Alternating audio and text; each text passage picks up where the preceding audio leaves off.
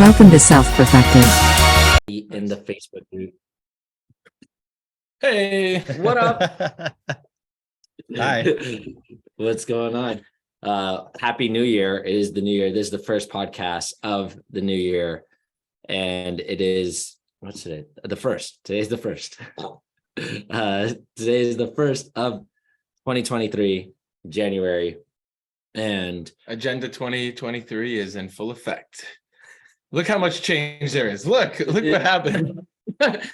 this is Hi, I'm Christine. This is Christine. You have an accent. I thought there was something different about her. Just slightly different, We should call it Agenda 2023. Oh, that's pretty good. I like that. We're here in Minneapolis. Sunny Minneapolis. I've not seen the sun since I've been here, and I've been here for It's making the snow so white. What? Snow is just Look at white, that reflection. You see how bright it is out there? We can't even see. We can't even see past that tree. I forgot how dramatic Drake is until you spend some time with him in person. I'm dramatic. He's like, No, I think you pronounce it dramatic. that's how Mayor says It's it. dramatique. It's dramatic. Yeah. Let's say the average person's a 5 out of 10 on the drama. Drake, and when we chat on the phone, when he's not here, it's like a solid 0.5. And in person, he's like a solid 1.5. So think of that increase. That's ridiculous. It's like 150. It's like a 50% increase. Yeah. No, that's that's a 200%. 200% increase. Yeah. I think you should consult with your son, Cameron. I thought you said from 1 to 1.5. He FaceTime. No, 0.5 is 1.5. Oh, Yeah. Okay. We were hanging out last night. We had a clubhouse at our house, and it was great.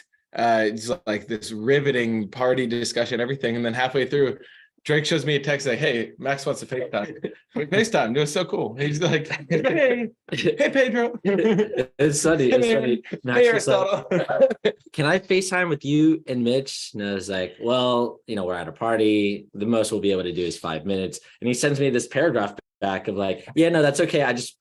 Maybe I can talk to everybody who's there that I know." And I'm like, "All right, that's cool." And that's what we did. It's pretty cool. It's awesome. And yesterday we had a clubhouse before we had people over, and before that we went and there's a tub outside. We were thinking about doing a cold plunge, so we got this 100-gallon bucket that's outside.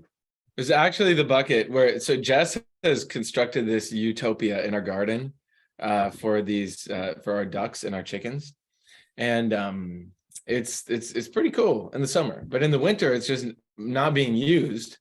And everyone's talking about cold plunges and all this stuff. So we're like, you know what? Let's put Mayor to work when he's here. It's like, Mayor, go clean out the tub. I clean it, and then the soap Wait, froze. before we even get to clean it, it was filled with water. So it's like a frozen block of ice in there. And we had 100 gallons of ice. Yeah. So we're doing ice carving. Okay, give your best rendition to show your support for these various agendas going on. And they just left it blank. That's right. You can carve literally anything these days and call it whatever you'd like, because that's how reality works, apparently. And so we didn't touch it, and now It was actually full of duck shit too. It just frozen in the ice. So now it's a race car. So So then we put Mayor and Pedro on that, and then they're cleaning it outside, and then we had to get a hose. And anyway, we're halfway through the project. We got I don't even know how I got sidetracked from it, but we're gonna have a cold plunge today. How did the hose work? It didn't actually. No. Hose. How do hose work? And the answer is they do. That's what they're there for. Right. Yeah. Speaking of which, So you got your hose, you got your ice. You're iced out. We're basically Andrew Tate. Right. Whoa, buddy. Too soon. So that is really interesting. So I didn't know the whole backstory behind it of like leading up to his arrest, his apparent arrest, right? All I saw was that he was arrested, and I was like, oh, okay, cool. But then you sent that was it Newsweek?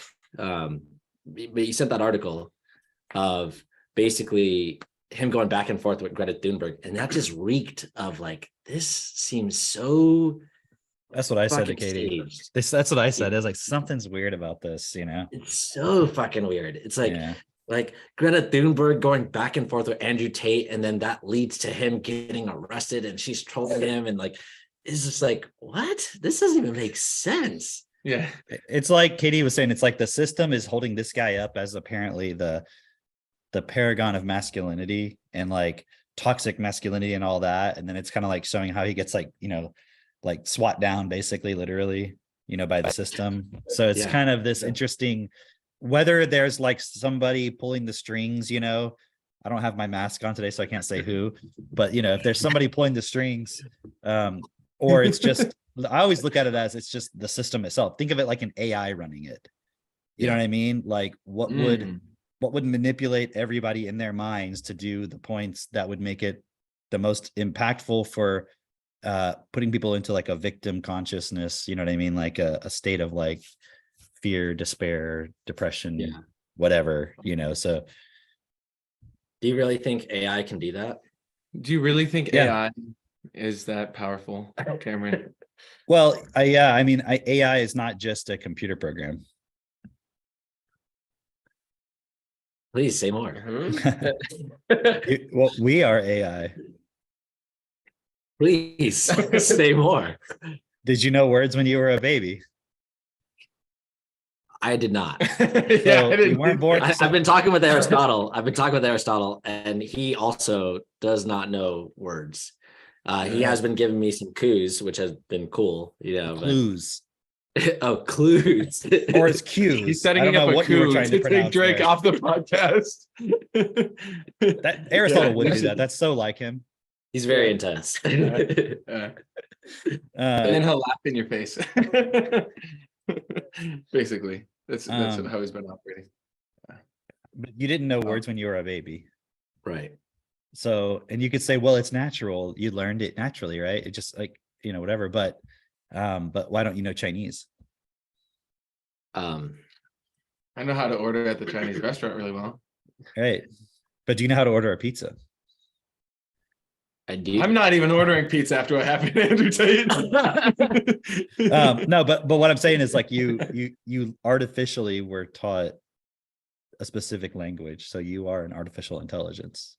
And if you don't teach that child reasoning, logic, isn't that the whole idea of education? Yeah.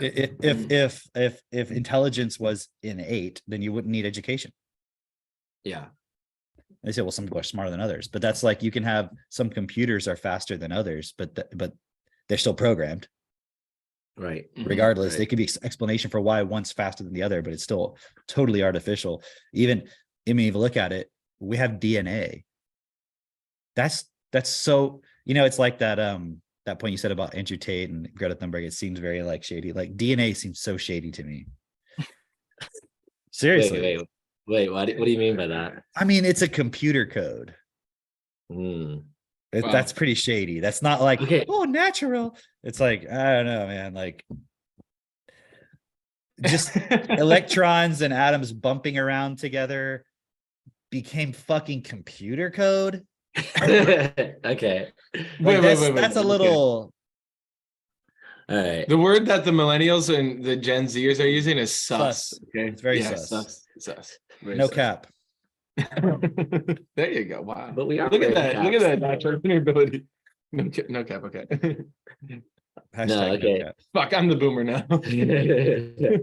No. Okay. No, that's a great point, because if you look at virtually every living thing anyway does have a code to it, and then even when you're looking at like non-living things like rocks and things like that, you can break down what's in that material. Like if a scientist were to look at it under a microscope, etc., they'd be like, oh yeah, I know what this is. Like or I can tell based on the elements within this what this would probably be. And so I see that there is definitely a code to virtually everything in, well, yeah, definitely everything in this world Like that we live in. imagine being in a computer game, okay? Like imagine you're in a virtual reality computer game and like you're running around with this like certain character, right? And then there's like or it's not even you in the game. It's just you're playing the game and there's characters in the game, right? Yeah. And there's like one character and then there's like a chair or some other just object in the game that's not a character, right? And imagine the character in the game arguing that it's alive and the chair's not. Yeah. Okay. Yeah. Yeah. Yeah. You see what I'm saying? Like, Yeah, so yeah. so how are we defining life? I was reading I have some books that I'll get and I haven't read them yet. You know, I mean everyone does that, right? So I have this one book called I Am a Strange Loop by Douglas Hofstadter. No, it's not Hofstadter. Whoever it's by. It looks like a pretty interesting book. He wrote a few books that are relatively popular. I said Douglas Hofstadter, but I feel like that's the guy who wrote Hitchhiker's Guide to the Galaxy. But anyways, I don't know. Anyways, but I was looking at it because I was like, maybe I'll read this. I don't know. We'll see if it's any good. And I started reading it. And like in the beginning, he had this dialogue he wrote between Plato and Socrates back when he was like 16. And it was them kind of discussing the meaning of life and kind of doing like sort of a Socratic sort of dialogue, you know, how they would do that in like those books. And it was interesting because they were going back and forth on, well, the idea of the soul and the idea of, you know, thinking makes you alive or this or that. But I was just looking at the point of, you know, like, why is a rock less alive than a human being? Because the way we define life is in the context of our intelligence. But our intelligence, it's, man, what was I was looking at something the other day. I'm trying to remember what it was now. Something about, oh, it was a Philip K. Dick book. But it just made me think of this point of like, it's the most synthetic thing. It's the most artificial thing. Like our human intelligence is super artificial, but we consider ourselves life. And like a rock is not alive. Mm-hmm. But a rock was here before we were. Yeah. So how does that make sense? Are you saying Iraq was here before we were? Yeah. Yeah. Not Iran. No, Iraq. Iraq was here. Iran. Sorry, Iran Mayor just noticeably reacted right there. I saw that. Wow, he was like, fucking man. Iraqis, man. Don't get me started about them. No, but you see what I'm trying to say? Like, life suddenly occurred. It didn't exist before. And then it occurred all of a sudden. And, you know, when you start studying destiny, you start seeing way past all of that brainwashing, you know. I was going to say, like, a lot of Christians, or that whole worldview of someone who's like, well, then there was a God. And God came in and then created our intelligence. And that's why we're so amazing, right? Is because God, you know, what was the world before then? It was just a bunch of fucking rocks. But then God came in and created Adam and Eve, right? Well, then how is God alive? Because if humans are alive, but rocks aren't, God created both of these. So we're both artificial constructs of God. Right. Oh, but God is alive, but not a rock, but yes, a human, but an animal, maybe, you're not sure. You know, it's like, what if life? God gave us dominion over the animals. That was then what they said, right? Yeah, I like that one. God gave us dominion, so we could do whatever we want. He gave us those voting machines. Oh, Drake. Are you getting my cup blacklisted or yours? You've been drinking that yerba mate this morning, haven't you? You know, that's a great point though, that like you know, the rocks came from God, everything, all these things come from the same source, right? And then you can look at, all right, well, you know, if you want to create solar powered whatever, or you want to create electric cars, dude, is the sun Tesla alive? Allah? Allah takes Allah in Tesla. The mode of Tesla. Is the sun alive? Is the sun alive? I think most people would say no. And yet, but the sun does more for everybody than a single human being. That's true. That's true. You know, that's what I'm saying. Is like, it'll be here when you're gone. You're like, oh, but that's not alive. but that's what I'm why? saying. Is Because it's not self-aware, according to what you believe. You're not self-aware either. Like, how many humans are self-aware? very, That's good. very Like, none. think about the average human being where all they fucking think about is the Netflix show that they watch, going to work, Christmas. Like, their whole life is a fucking program. It's the basketball predictable. game. And that's why it's so dangerous, this whole AI thing, because because you're so limited within this artificial intelligence of like your likes and dislikes, it's so easy to manipulate people, you Yeah. know, based on just knowing those things and knowing which buttons to push. Yeah. You know, the So- thing that's scary to me about all this chat GPT stuff is not the displacement of work. It's the fact that people are so dumbed down, they can easily be manipulated by it, you know? And it's So- like the idea, okay. This is something that we were bringing up with someone at the meetup yesterday, was just like, okay, because I was explaining to her what Chat GPT was, because she was like, what? Wait a minute. Chad? Chad? Chad. Yeah, it's hilarious because like I wanted to say my mom said the same thing, but I was like, maybe that would hurt her feelings. But you guys know yeah. it's a pretty significant thing, even though there is hype, obviously there's people who are going to say, oh, it's irrelevant and all that, but there is a significance to it. But then there's so many people who have no idea. So here's the significance of it. Because they were saying like, because I was explaining to them all the different applications you could use it, and I was only explaining what I understand, which is very limited, right? But it's like we've been using it and coming up with some really cool things of just like, oh, okay, you can use it in this application, in that application. It can write a script for you. It can write a letter for you. It can write all these different things. And just using it in that application, we're like, wow, this is really cool. And her response was like, man, I feel like people are not going to be able to think anymore because they're so absorbed with using this. And I was like, yeah, you're right. But also, like, it's a tool.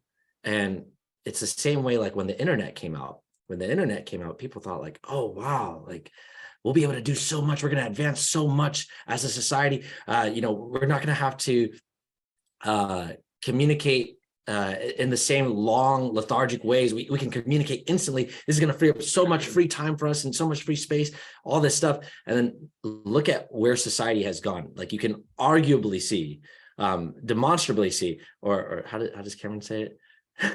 Dramatically, Obviously. Demonstrably see how everyone is being dumbed down. You know, if you look back 50 years ago versus today, it is plain as day, right? yeah, it's like people can act like, oh, it's made everyone so much better and everything. Well, the phone is what has enabled TikTok, and who disagrees that is fucked? Yeah.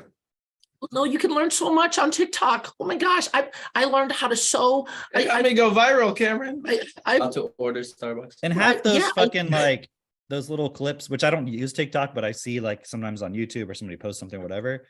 But they'll be like, look at these cool wood cutting methods or something. And you actually, if you actually know anything about how to do that, if you have some of that skill, you're like, that's not practically real what they're doing. It's like made up. Yeah. It's like they'll be like, or you'll be like, if you put a candle in an apple and light it and it like glows, and you're like, that's not, they like that's pretend, like they're doing something pretend, but then people are watching it like, wow, that's so cool, like as if it's real.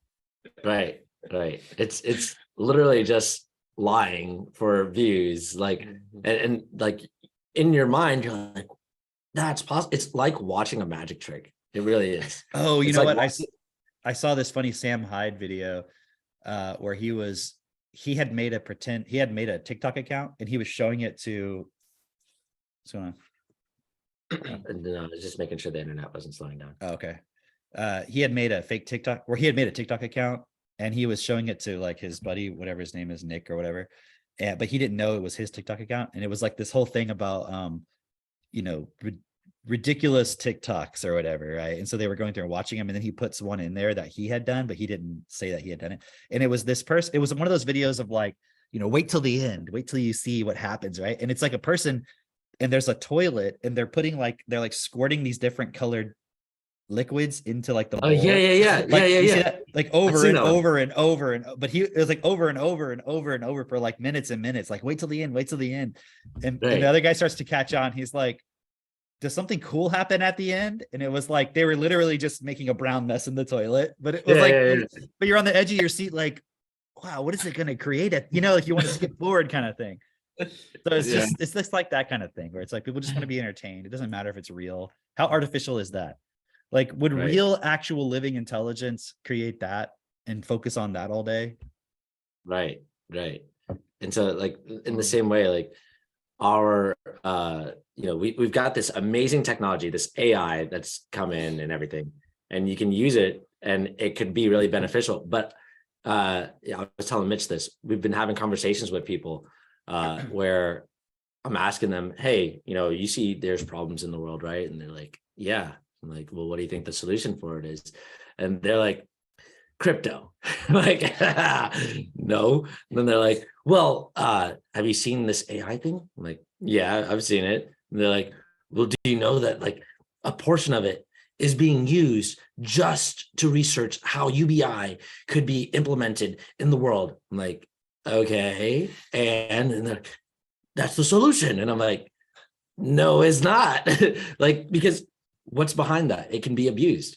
And it was funny because I'm having this conversation and, this particular person, they wanted the solutions. They were looking for them, but they've been shown, okay, it's crypto, it's this, it's that. And they're like, well, specifically, if you look at China and Russia, they're using Bitcoin as a model to do their own digital currency. And I'm like, and you don't think that's going to be abused?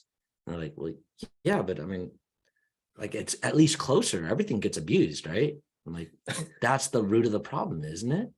And it's interesting because it's like, How is crypto supposed to free everybody? It doesn't make logical sense. Because I even asked somebody who's relatively an expert in it. They do it, they invest in it, they do all that stuff. And I was like, can everyone be millionaires with crypto? Like if we had a crypto, Bitcoin, whatever, could everyone in the world be millionaires if you just gave it to everybody? They're like, no, it wouldn't work like that. And I'm like, so how is it the solution? They're like, well, it's not. I'm like, right. It's just bullshit. It's this idea of like, if you just don't control us. And it's like, but what's underlying that? Because right now, doesn't everyone implicitly know, if everyone just at this moment was like, hey, I'm not going to take this anymore, and we all just stood up, there's nothing anybody could do. Like we could just do whatever we wanted and we could work together and do other things. So what's preventing that? It's not the currency. It's not that doesn't play a role, but just changing that alone doesn't suddenly change the fact that Not a people systems within, approach. like how many people would fight against it? Exactly. You guys saw, well, you started watching, I don't know, Mitch, did you see any of that video I sent you, that interview on Patrick Bet David with that woman talking about? Yes. I didn't see any of that yet. Okay. So here's what I wanted to say, because there's like, behind all of that, there's just like this underlying acceptance of abuse. Like, okay, no, that's going to exist. And so now based on abuse is going to exist, now let's come up with solutions that don't mean anything. Right. And yeah, that video that you sent with Patrick David and that woman speaking. Yeah, I didn't know who she was. Just some actress. Or yeah. Okay. Well, okay. She's talking about homeschooling her kids. And basically, the co-hosts, I don't know what the co-hosts' name are for Patrick and David, but they were just like, what? No, this doesn't make sense. And, how are your kids going to learn, rules outside of your home and all this stuff? And she's like, are you kidding me? And she was just laying down some facts and saying explicitly, school is abuse, because you are inviting in, you're dropping off your kid, you're tacitly giving up your child to someone else to educate them and to lead them.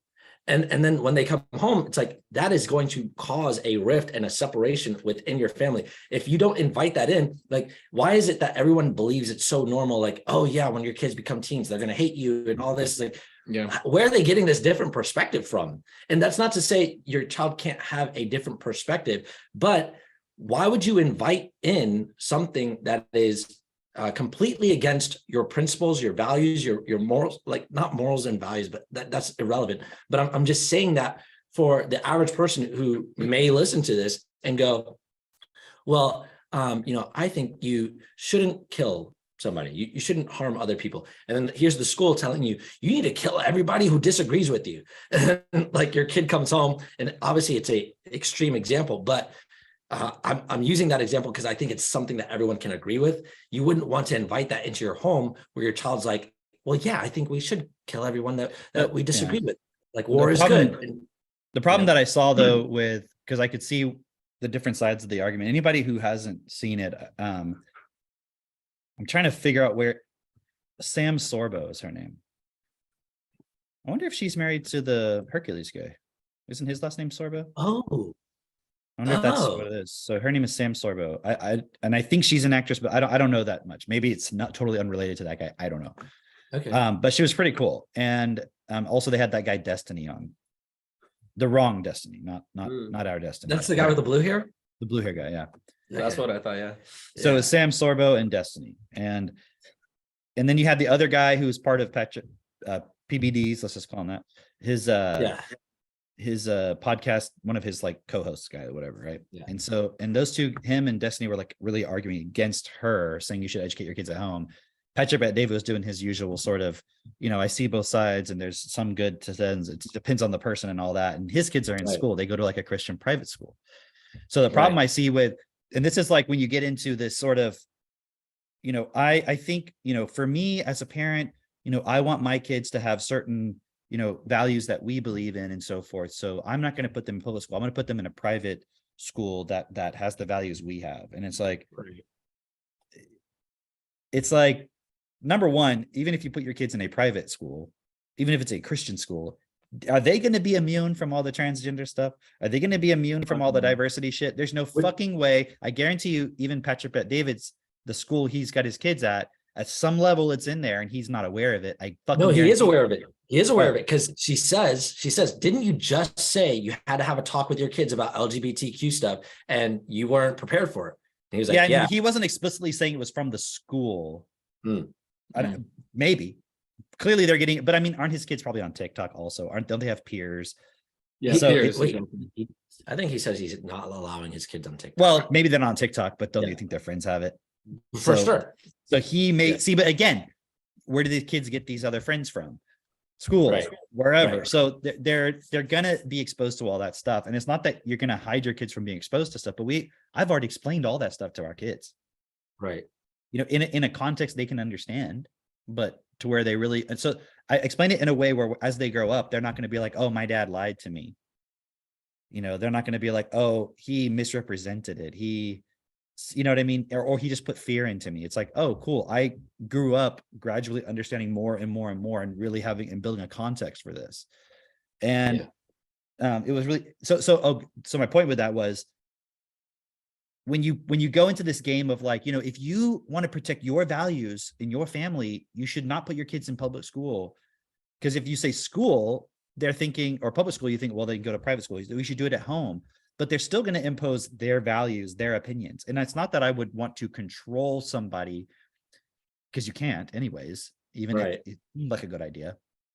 But I'm not here to advocate educating your kids at home so you can just give them your values, because the problem with that is, where did the parent went to school?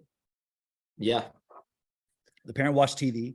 The parent did all these other things in the world. So where are their values from? If the point is you're trying to protect your kid from that in the outside world, don't you realize that's where you got yours from? So have you really examined and questioned your values, your beliefs, and all of those points? And so,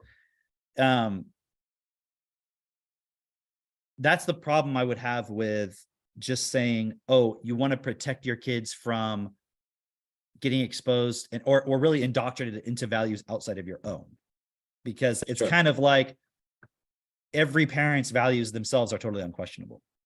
Yeah, I see that. It's my kid. I've got my values. It's my right to give my kid those values. And it's like, well, you do have the ability to do it, but do you have the right to do that? Because someone did that to you. Where did you get your values from? You're Christian, you're this, you're that, you're Buddhist, you're Muslim, whatever. Like the fact that there are Muslims and Christians, they came up with that on their own. How can two people come up with two how can two people on their own using full absolute common sense reasoning logic, right, with no bias, come up with two different conclusions to the same answer? Okay, so that's an interesting question, because if we were talking about math, it would be really obvious, right? It'd be really obvious that, like, okay, no, you should all get to the same answer. But when it comes to And you might say, well, in math, you can have different ways of getting to the answer, but at the end of the day, they're still structurally the same thing. right, It might be a right. different way of explaining it. And someone might use that as religion of, well, they're different ways of explaining the same thing, but they're not.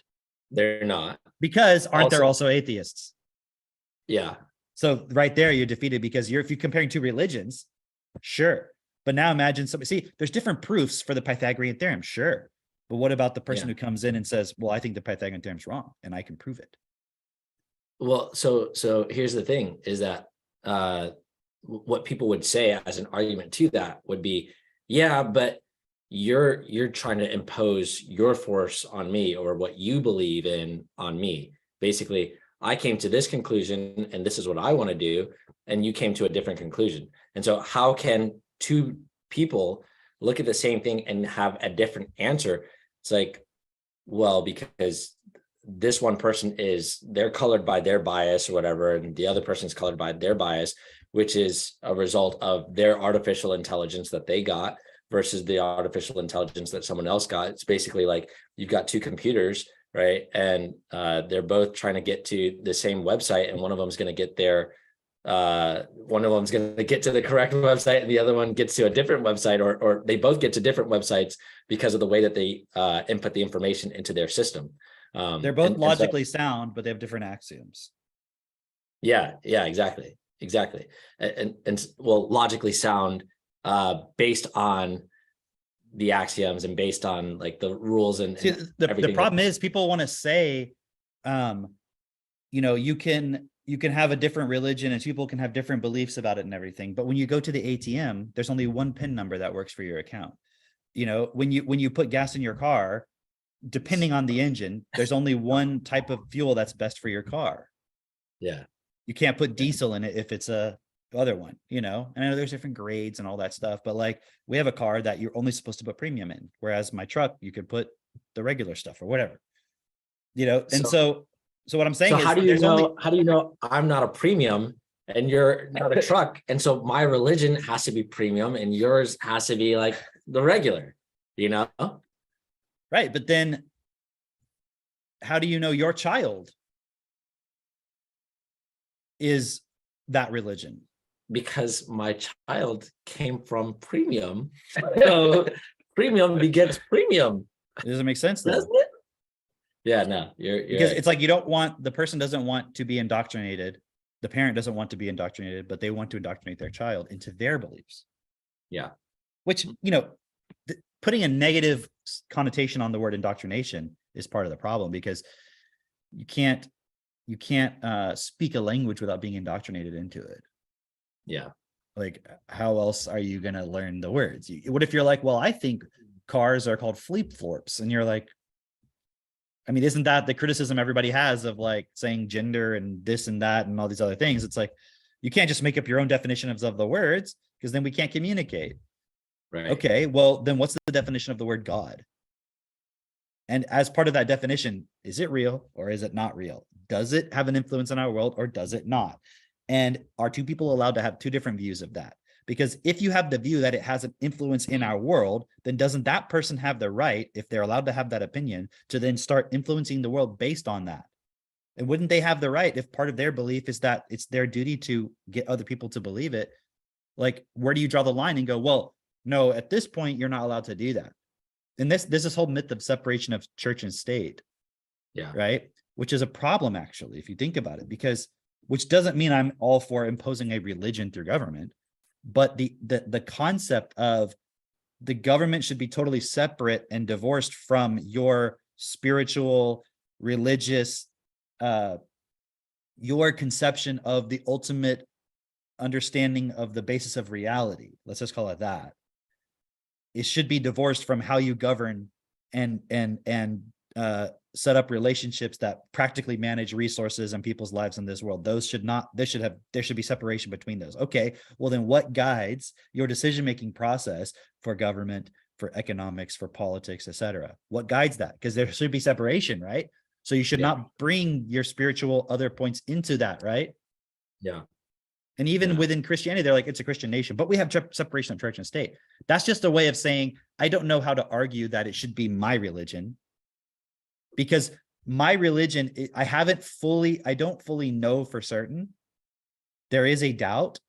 And it's because I have that level of uncertainty, I have to allow other people to choose their own as well. Yeah. Because I'm not fully certain. And because of that, I have to be allowed the benefit of the doubt. So I have to give that to other people. Right. So therefore, since I can't now impose my religion on other people, now I have to create separation of church and state. But then I'm fucked, because then the government can make policies that are totally antithetical to that religion. Yeah. And the people who don't care about that, think about it. What if you're like, I have no religion, I have no spirituality, I have nothing. So you just eschew all of that. And then you're like, I'm just going to focus on politics. I'm just going to focus on the economy and just things that practically make a difference physically to people's lives. And that's all I care about. And all of my values are around that. Well, then the person who's the religious person who's not allowed to bring some of their values into that is at a total fucking disadvantage. Right. So you have people who want to, you see like the whole fucked problem with all this. Well, yeah, and it's all this reductionist based thinking of like, I'm just going to look at politics. I'm just going to look at religion, or, I'm going to look at religion and schooling and all that. Well, how are you going to have a law that says you can't have an abortion because Jesus loves all children? I mean, I know I'm simplifying it, but that's essentially the argument, right? Jesus loves all children, and they're all children of God, so you can't have an abortion. Okay. It's a religious reasoning, but how can you make a law about it based on that? Why don't you just make a law that your people who believe what you believe cannot have abortions, and people who don't believe that can? Well, because I need to protect the unborn. But now you're bringing your spirituality, your religion into physical reality. So why don't we just get rid of all of that and just go run for politics and be like, we should impose everybody be Christian? Because otherwise, if you don't do that, aren't you going to always be allowing other people to be like, hey, how come my beliefs, my values are not being considered in religion? You're trying to impose your Christian shit, but I can't impose my stuff. It's like you're going against my beliefs, my religion, because in my religion, people should have, it's more important, people should have the choice of whether to have a child or not, and they should be able to abort it because it's not real or it's not alive or whatever they want to argue. But the Christians don't have any balls, so they can't just be like, we really just want to make this a Christian nation by law. You see, like the total fucked, like, and obviously I don't support any of those sides. It's just there's no the logic is not actually effective. Yeah. You see what I mean? Because it can't create, all it can do is create division and chaos. And so if you were the system of artificial intelligence that just wanted to keep people fucking fighting and all this stuff and have no effect, you would just let them have their little games and arguments and all this stuff. Meanwhile, you're in the background manipulating everybody through advertisements, through TV shows, through whatever. And so no one's, and like even the Christian kids are growing up watching Disney and watching all other kinds of shows. That's indoctrinating them far more effectively than what the parent is saying about Jesus or God or whatever. Oh yeah, 100%. Because let me tell you, those kids do not care about going to church, but they do care about watching Frozen for the 20th time today. Right. You know? It's just that point of everything that woman was saying about homeschooling, at least for the parts that I watched. They were pretty strong arguments for, as an entrepreneur, why you would want. I need to go use the restroom real quick. Can you tell them? Because you didn't watch it yet, right, Mitch? I didn't see it yet, no. Can you just summarize some of it? I'm gonna go, I'll be right quick. Yeah. Okay. So essentially, the parts that I watched was basically this. She was saying, when they were asking, what are the pros and cons of school? She's like, well, first of all, I don't even want There's no pros. What are the pros and cons of homeschooling? She's like, I wouldn't even call it homeschooling. And like, oh, geez, you're really far right. And that to me was just like, how is that far right? It's like, why would you want to do school at home? If you look at our founding fathers, none of them were in traditional school. And they were trying to like tease out arguments of like, so you're saying none of them were educated? It's like they're conflating school with education. They're like, you're saying their parents didn't educate them at home? Like, of course their parents educated them at home, but that's what the fuck we're talking about, is educating your kids at home, not putting your kid in school, right? They're literally, the people arguing against this are a product of the schooling systems. They can't even question the word school. And that's It's so effective. That's the other thing that she says to is like, your opinion on this is not valid because you come from the school system. Like, That's so awesome. yeah, she's like, you're tainted by that system, and so you're going to just continue doing that thing. She's like, but if you don't put your kids in school, you can have a much better relationship with your kids, and they can actually be educated and all this stuff. And the other thing, as far as like as an entrepreneur, she was saying, what does school teach you? What's the subtext of school? It's like, don't try, don't fail, right? As an entrepreneur, if you want to be successful, what are you going to have to do? And they were like, well, you're gonna have to try. I guess you have to fail. You fail a lot. Yeah, you fail a lot as an entrepreneur. Like, that's part of the learning process, and school teaches you don't want to fail. And so it was weird because they were making these arguments that just were like, they were just like And these AI guys are running. both entrepreneurs, right. but Right. arguing that school is a necessity and everyone should have. They didn't say everyone, but it was kind of, that was obviously the underlying thing, is that generally speaking, 98% of people homes or have their kids in school, and it should just remain that way, essentially, is what they're arguing, even though they're both entrepreneurs and don't have jobs. Yeah. So the weird part about it was like their logic didn't make sense to who they were and what they're doing. Right. It was And literally so- the AI was talking. Right. It's like took over their body, and it's like, you need to shut this woman down. And I'm not trying to say like they were trying to shut her down, but like they were arguing back, but not in any, like the only kind of semi-rational argument that was given. Okay, so first they went to the socialization thing, because they were like, well, how are your kids, like, he was like, he was like, what's your son like socially? She's like, well, my oldest has 2 million followers on TikTok. And they were like, they started laughing at her, like, oh, that doesn't mean he's social. And it's but isn't that what every fucking kid wants? But her point Right? in saying it was like, he's an outgoing person, and that's why he has a TikTok that people want to watch. I think that was her point, not that he has 2 million friends. Because they tried to make it seem like those friends don't count, and that wasn't her point. Obviously, it was just that, okay, you make a TikTok account and get 2 million followers and be an unsocialized person. Like, if your argument is that you can't exist in society and interact in society, then how the fuck does an unsocialized, recluse, idiot, retard have 2 million followers on TikTok? And all those people go to school and they're all watching this person. So isn't that, in the context of the world that you live in, isn't that something most people would be like, wow, how the fuck do I do that? Wouldn't a bunch of people how do I be like this person? be going to them going like, how do I get that? So in the context of what you think you want going to school, this person has that.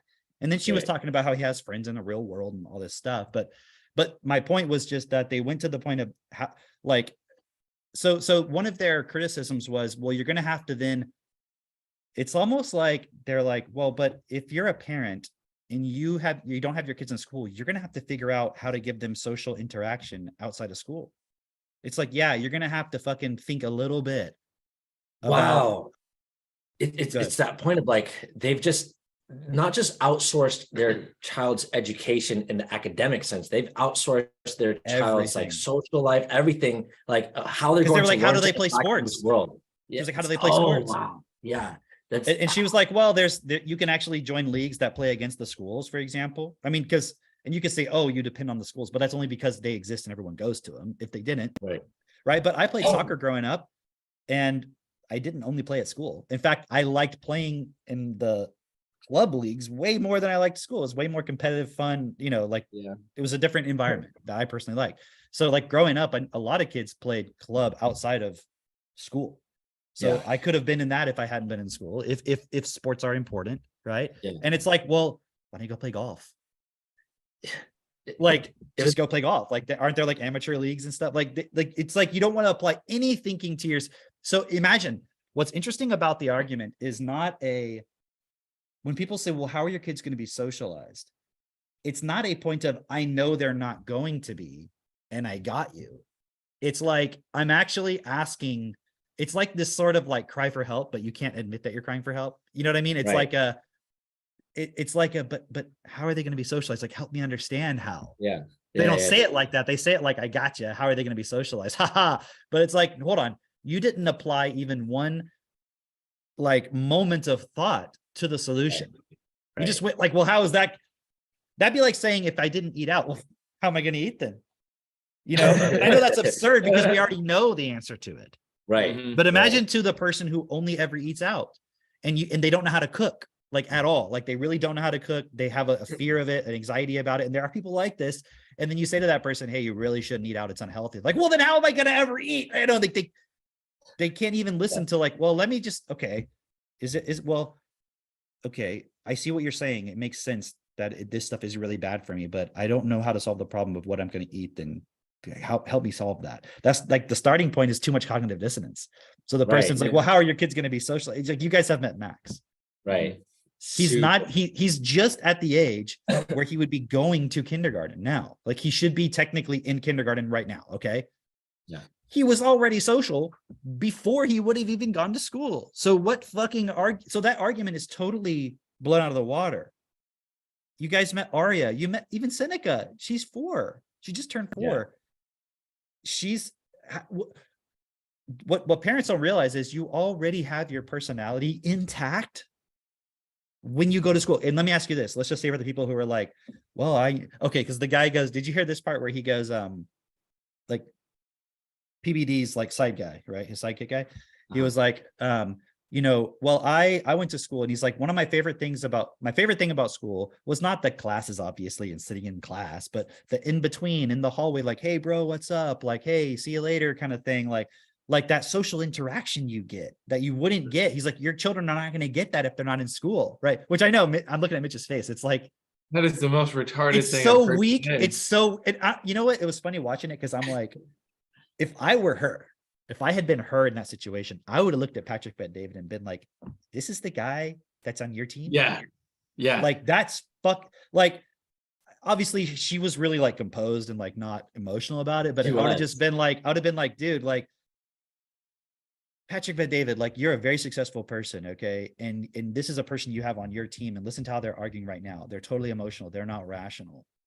Yeah. You know, of course that wasn't her starting point. I get it. She was very effective, I think, but so maybe that wouldn't be the best approach, but it was interesting. It was interesting him saying that, because it was like, okay, so you learned, apparently, although it's total bullshit. Okay, it's total bullshit that's where he learned to be social, because he was trying to argue that was where he developed his ability to interact and social skills to it probably was where he developed his ability, and look at how fucking dumb he turned out. Well, but it's not, right? Because what about the kid who goes to school and is a total fucking introvert and gets bullied and is a nerd? Right. So school is where they learned that? No, they learned that at home. But you see, like, I think that's where the person's mind would go. Like, well, they didn't get support with their blah, blah, blah. And it was interesting, even too, Patrick Bet-David said later on, he was like, well, about the school point and having conversations. And he's like, because there was this point of, it's kind of like, you need to have debate. You need to have other opposing sides and always be willing to look at other sides of it. He was kind of talking about that point. And then, but he went on to say, like, in their house, at their table, they're always looking at the different sides and having a healthy debate about everything. And I'm like, right. So why can't you just You're getting that at home, right? Not at school. So I mean, I don't know if that's what he was trying to argue. That it seemed like he was trying to say, like, that's why it's a good thing to have your kids in school, so you get exposed to other ideas. But his example of it was what they did at home. And I'm like, how many other kids are getting that at home? Probably zero or very few. And they're not getting it in school. Otherwise, you wouldn't even need to do it at home. So there's this sort of, and it was interesting because Patrick Bet-David said his wife didn't want to do the homeschooling. It's like, right. That's the issue. You don't want to do it. That's like saying, why do you eat out every day? Because my wife doesn't want to cook. Right. Well, why don't you exercise? Because I don't want to fucking go to the gym. If you were just being honest about it, it's like, do I want to have more muscle? Do I want to be stronger? Do I want to be more fit? Yes, but I do not want to go to the gym. It seems really fucking hard and intense and getting up every day and lack of education. Right. It's like, I don't want to do that particular thing. That's what it is. Yeah. And but then it's like, kind of, well, I don't have a right to argue for that because they have the lack of education. Everyone assumes school is just fine, just kind of like in the same way everyone assumes the way the government works is just fine. The way our voting system works is just fine. The way everything works, it's all fine and good. That's what we're saying. It's like there's this understanding or allowing of abuse. There's going to be some level of abuse, and that's okay. You wouldn't believe how many people I talk to. Well, you would believe this, but how many people I talk to who they're just like, well, there's always going to be some level of abuse. So, I mean, Yeah, there's always going to be war. It's like that's just a product of a fucked system. But that yeah. But if you were to ask that person, okay, if there's always going to be war, is it you? Would you want to perpetuate war? And they would probably say no, right? But then they would say, but if I can't control everyone, and like most people, their mind goes straight to control. But the moment that there would be a draft and they didn't want to go to war, they would be complaining. Yes. Yeah. So it's like, hold on, you said there was going to be some abuse and these things were just inevitable. So now you should be like, well, it's just the way it works. Yay. But you're not. You're going to have an inherent, the problem of why the person doesn't want to go stand for changing it is because they don't know how to solve it. Yeah. They lack the vocabulary to be able to have any impact. Another thing that was interesting. Did you watch the whole thing, Drake? No. I only watched like the first 7 minutes, but as I was watching it, what I was doing was going through, because I wanted to see what are the comments on this, right?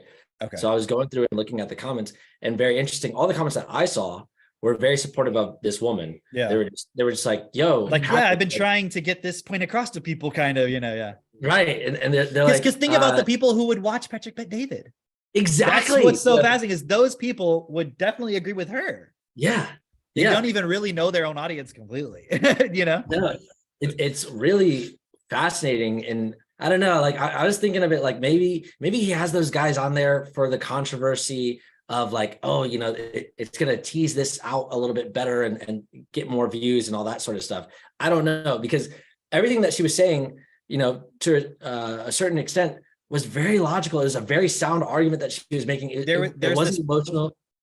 Yeah. There was this part at the end, towards the end, like the latter part of it anyways, where that guy Destiny was trying to mock her viewpoint by basically saying it to the other guy.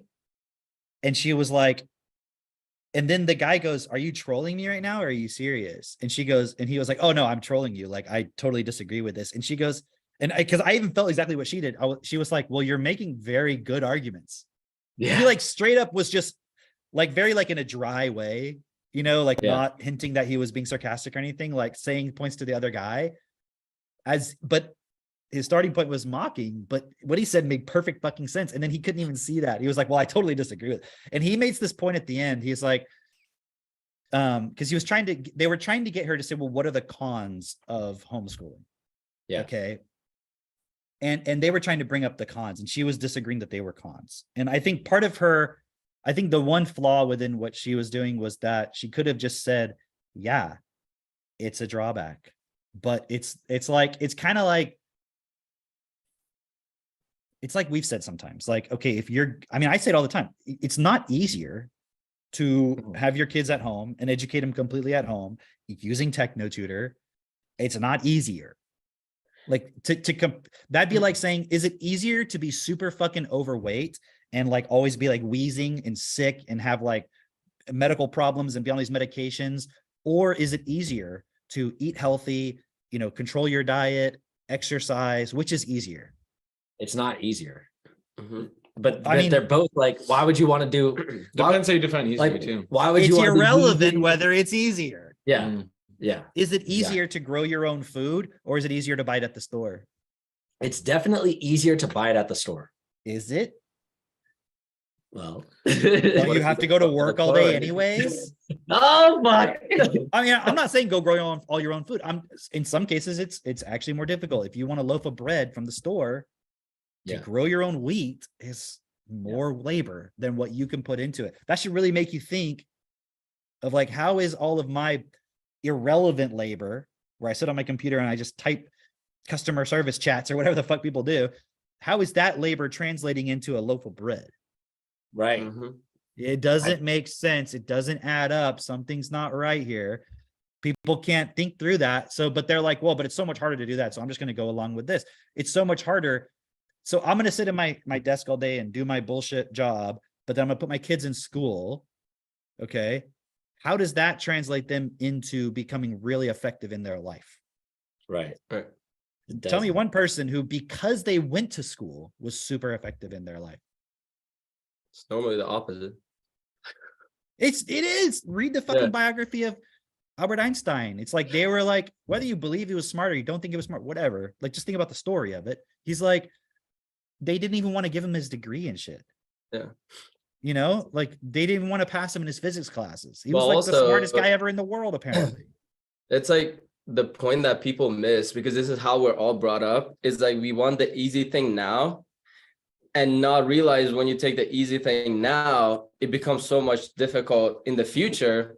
But it's like people can't even process that, right? And it's like, even with schooling, right? You take the harder thing now, right? With educating, all the points you brought up, but later, how much easier your life is going to be. And your kids are going to be wealthier. They're going to have health, better health. They're not going to have cancer where you have to spend much more money and stuff on like surgeries. And like, how many people spend money on like surgeries? That's like 50K, 60K, right?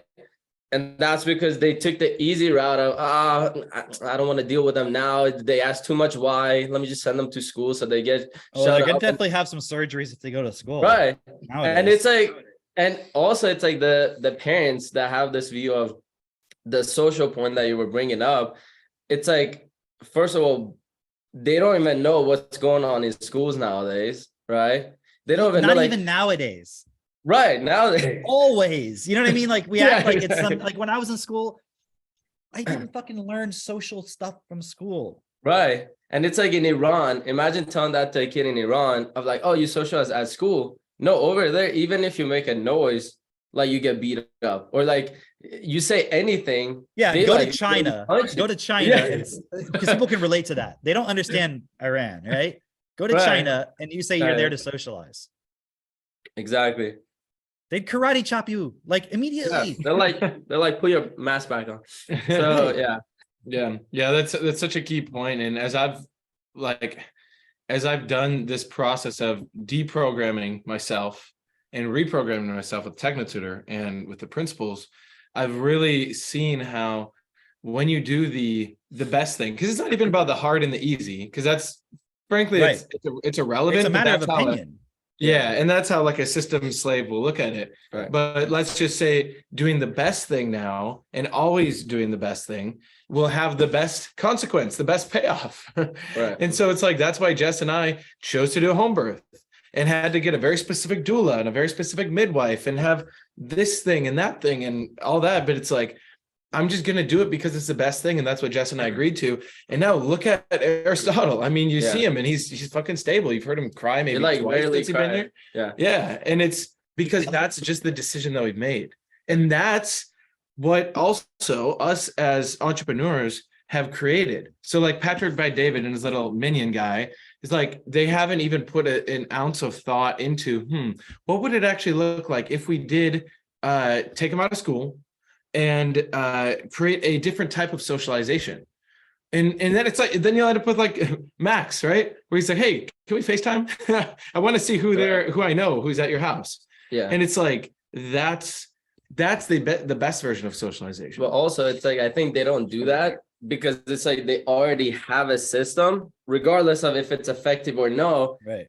They have a system, so they just follow it. But if they had another system that produced something effective, they would do it. It's just they don't know that other system. Right, So they're like, exactly. it's too much to think. I don't want to go But there, it's funny because they're entrepreneurs.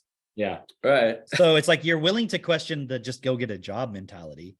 But then you Right. just don't, they don't realize, like you said, that there is a entrepreneur version of educating your kids. Yeah. Right. Just like being an entrepreneur, the system, you go to school, it does not focus on that at all. Why? Because it's not designed to get you to do that. And in fact, if you went to school and you said, hey, I'm going to be an entrepreneur, what would they do? They'd laugh you out. They would Yeah. laugh at you. They would discourage you. Your counselor will tell you not to do that. Just go to college. Yeah. right? And Yeah. I know some entrepreneurs went to college, but did they need to? No. You know, I was talking with someone the other day, not that long ago, about architecture, because that's one of the examples people always say, like, well, yeah, but what if your kid like wants to be like a lawyer or an architect or something like that? You have to go to college, right? And I was talking to them, I was like, do you actually? Because as we got into the conversation about architecture, he was like, actually, you don't.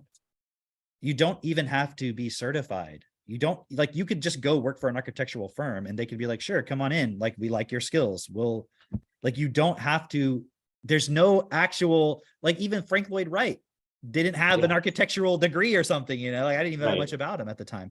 So there's so many things where there's this myth that you have to have the degree, but you don't. Because I was like, what would be your ideal of way you would learn architecture? He's like, you just go apprentice and be a part of it and learn all the stuff. And that's how he learned a lot of the stuff anyways. Plus you could cut out all of the extra stuff you don't need. Like, why do you need to learn literature? Yeah. You know, people might say like, oh, what are you talking about? There's all these valuable things in literature. And I'm like, all right, how many books did you read this year? Literature books. How much literature have you read? You know, so it's all just lip service. It's all bullshit. It's like, so I need to spend, I don't know, you spend like an hour every day, let's say in high school on literature, right? So for like 40 weeks. So let's just say, what is that? I'm guessing like, I don't know, 280 hours, 7 times, or no, it's not 7 times 4, 5 times 4. So 200 hours a year that you've spent, 200 hours.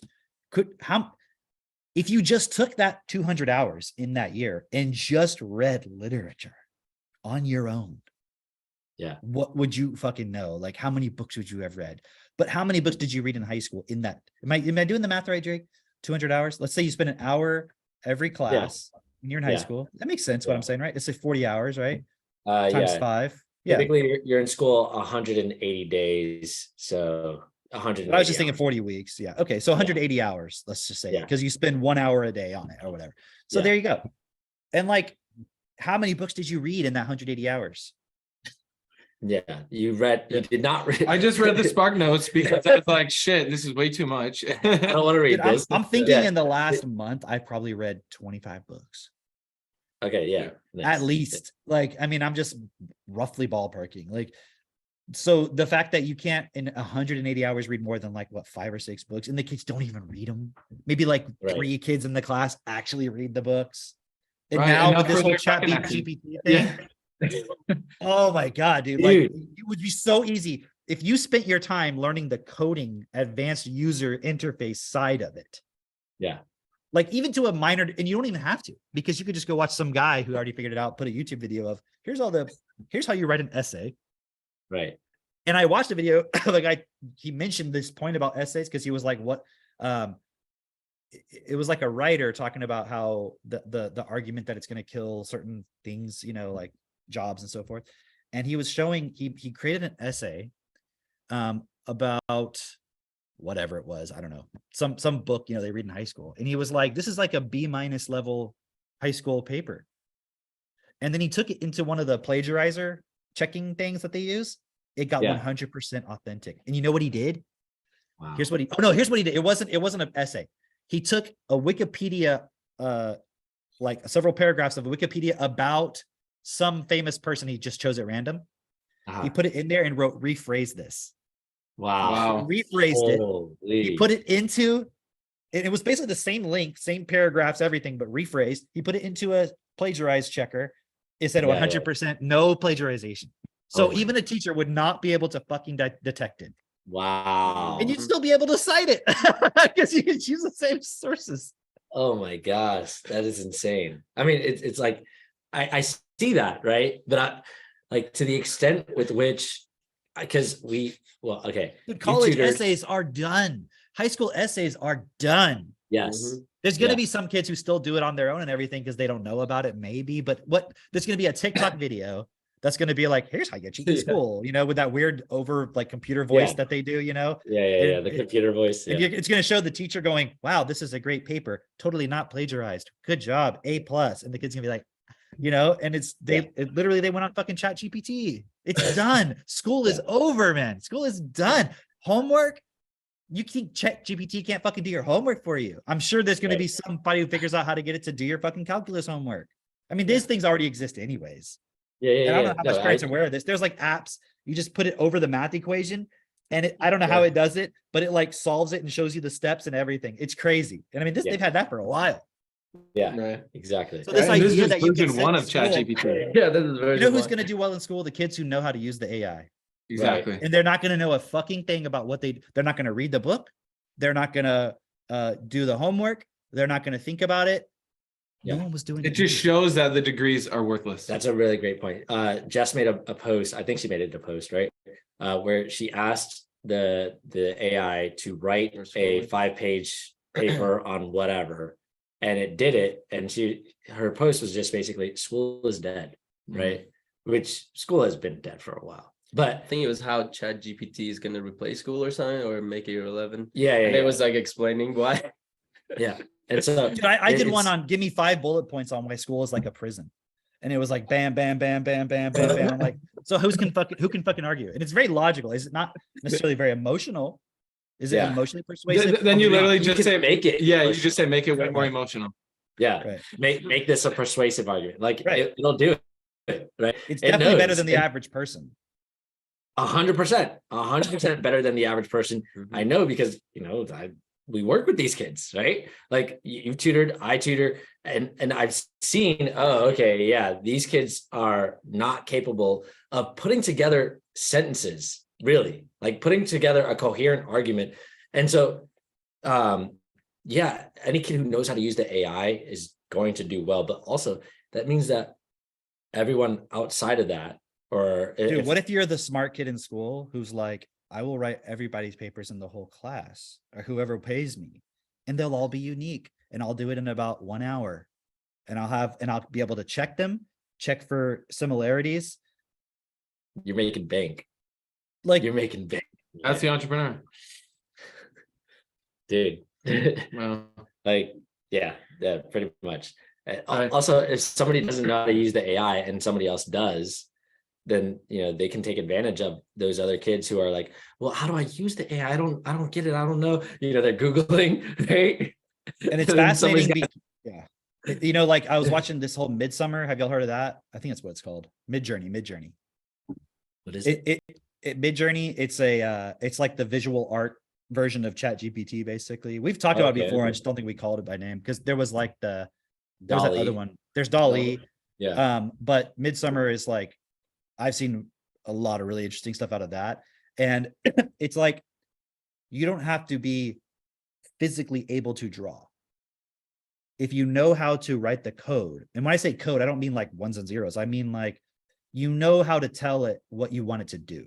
Yeah. Right. Man. Like take this image. Okay. Make it less sci-fi, more fantasy. I mean, I'm being very generalized, but like you can be very specific. Like, I want the person's hair to be waving in the wind. Okay, now take that one, upscale it. Give me 5 different versions. Okay. Now take that one, repeat that one, and give me a different. And you can take it and become so specific and mold it. And people they have videos of them taking an image and going through like 1,000 different iterations, and they're all uniquely different, and they're all like evolutions of the same thing or different versions and so forth.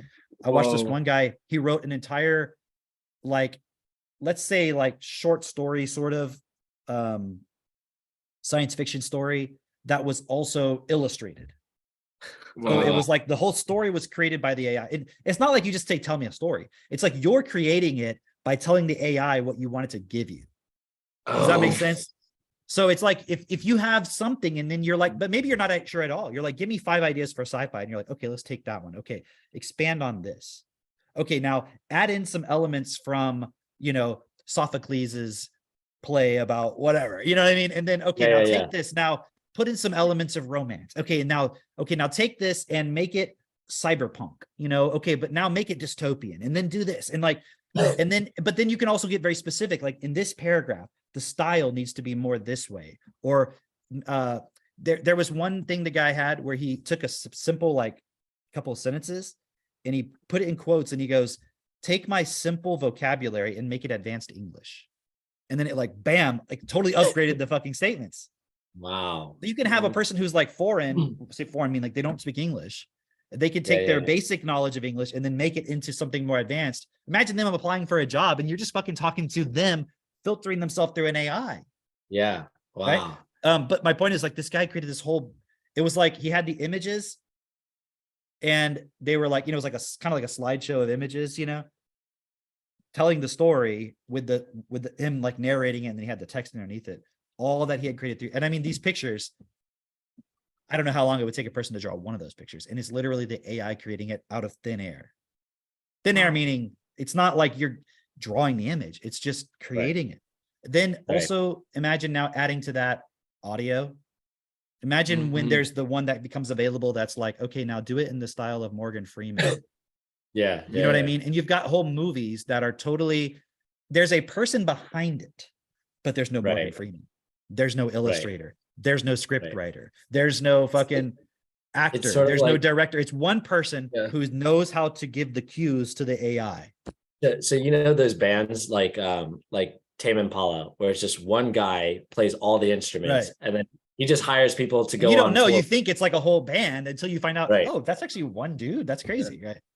Yeah. It's gonna be like the same thing for an entire fucking movie with all the characters. We were watching a video where they were showing like this person does not exist. You just type that into like Google or something like that. And when you hit enter, it shows you, okay, here's a person that looks fucking real that was completely generated by AI. And then you hit enter again, it gives you a completely different person. And it's like, you can keep doing that over and over and over and over, and you cannot run out of people. That is insane. That is amazing. And also the implications for that are just like immense. They are immense because remember, okay, listeners, go back a few episodes. Do you remember when we were talking about the Yance men? Like we talked about that on the podcast, right? Where basically there is a civilization where people are putting in a code to basically like an AI, and it spits out for them an entire script, and then they feed this script into this machine that is animated and comes to life and says it with the it says it with like the right intonations and all that, and will basically portray this message so that it will influence everyone who's going to watch this video, which will be mandatory for everyone to watch it, right? We're there. We're here. We are here now. That is happening right now. And it's again, just a side note, Philip K. Dick, because I've read now probably 15 or 20 of his novels, you know, or maybe even more at this point. Since I read that one, I think that was the first one I read of his that I had started reading recently. And there's so many points where he's predicted without it being an obvious prediction. It's more like, I'm sure reading it back then, it's like this crazy idea that he just like some lucid or some acid trip idea. Right. But it's like there's a reality to it. Like every single one of his books that I read, it's like, oh man, this is happening now. This is happening now. This is happening now. It's pretty crazy. Yeah. I would highly suggest books. So at this point, it's just like that is definitely going to be used to manipulate people. And it goes back to the starting point of it's an amazing tool. And people won't care that it's not real. They will be able to actually the book I'm reading right now, trying to remember what it's called. That'll come to me later, but it's a Philip K. Dick book. Our government is run by the first lady, and she stays in office. And then there's another president that comes in and is like married to her. And then like, they don't explain the mechanics of it perfectly, but it's like, maybe they get divorced and then there's like another one comes in, or maybe he dies and another one comes in. And then, so it's like, she actually has the power. So she's the dictator essentially, but they want it to seem like she's not. So it's actually like the president, they call him the Der Alte. It's like this German word. And he's like the guy, but it's really just, but then you find out in the book, he's a simulation for like the past 50 years and no one knew. And then even when people find out, they're like, you know, like the people who do find out are kind of like, well, whatever, you know, they always thought it was her anyways. They didn't care. And so I guarantee you, imagine like the first YouTube channel, news channel, whatever that comes out, that's like, this is a AI. This is not a real person. This is totally generated. but it Yeah. becomes a personality that people Mhm. follow and listen to, and it gives Art news, is one. influences, it gives opinions, and people are totally okay with that. People will be okay with that because they will have an emotional relationship with this made up character that they want to continue. Did you right? see that thing with Shiva, Dr. Shiva on Yes. Owen Benjamin, where he was saying Yeah. like AI already exists? He's like, Yes. Tucker Carlson is an AI, Yeah. meaning Yeah, like, yeah, yes, he's a I- human being, but he's a personality that's artificial, that's running a script that's given to him, and it's a specific context. He'll never go outside of that. You're already so that's what I was saying earlier. It's already that. But Yeah, now yeah. imagine one person, instead of having to get an actual Tucker Carlson and pay them $1 million a year, you Right. learn how to fucking code everything, and you've got the music, you've got the thing, you've got the person, you've got the script, you've got all the emotions, and you're like, okay, imagine you have access to all the information, all the trending topics, and you're like, and you are able to figure it out. Obviously, it wouldn't be as simple as tell me this. It'd be like you would have to figure out how to get the commands done properly. But you could be like, what are the top topics that I should talk about to get the most attention?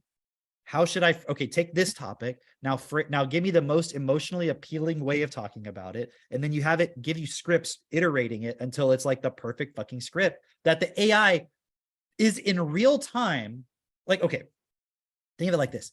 Imagine you can take, how do I explain it? Imagine I can take like a meal and break it down into its constituent flavors. And I could go and give that flavor to you. And I can give and I can give that flavor to you and to you. And I can give you a different flavor that I would put into it. Okay. And I could be like, oh, this one gets the most response. Okay, cool. I'm putting that in there. Okay. Now let me give you this one. So imagine an AI isn't just telling you its guess about this is going to give you this response. It's actually, as it's writing it, able to put information out and test the response. You know how when you do an ad, you run like a couple versions of it, and the one that starts to get better, this one dies and this one grows. Imagine in real time, it's doing that and getting that feedback and then developing the script in real time. So by the time it sends it out, it's already, it's based on actual data that this is having the impact already. It's already going to have the impact. That's cool because it's already doing that. It's already using like, that's kind of like what they do in public relations with the, what do they call it? Like when you get a group of people and you test your thing on it. Groups. Yeah. Focus group. Yeah. It's like you're not guessing. You know, of course, there can be a flawed methodology of the focus group, and they can pick the wrong people. There's definitely room for error, but that's because they're not like, imagine an AI that has access to every single social media account in real time. Exactly. We noticed able to test against it. We noticed that on our YouTube videos, there are some videos that are segmented, and it's like it has a title for this segment. So what we discussed in this segment and that segment and whatever. None of us have done that. Oh, that is completely that is completely done by YouTube's algorithm, right? And so imagine an AI with access to that, meaning what's happening is it's already not based on what we're doing, but it's already taking the words from what we're saying and writing, like transcribing it, and then basically summarizing, okay, in this portion, you guys talked about this, gives it a title, and then continues on. It's like, okay, you and could then codify this into an entire like manual, because you could take all of it and then expand on each of the points and all of that and basically make 100 different books. Holy shit. And so books, what do you mean? Like, okay, let's say you somehow got the text from all that, from like our top 10 rated episodes, and it broke each of them up into 10 different parts, right? So now you got 100 different topics. Feed that into the AI and say, write me an entire book combining all of these together in a way that's very persuasive and inspires someone to take action and stand up in their life. And boom, now you got a book. And then we can blast those books out to the public. Yeah. See, but here's the problem with all of this. It's like, if everyone had the same level of education, and you actually had a desire to learn something, what would be faster? You getting something from somebody else, or you just learning how to instruct the AI to give it to you? Yeah, instructing the AI to give it. In other words, if everybody had that level of education, why would you ever buy anything from anybody else? Right. Mm-hmm. You wouldn't need to, yeah. Because if you had a specific desire and you fully understood how to communicate to the AI, why wouldn't you just have it give it to you? Because that's what the other person did.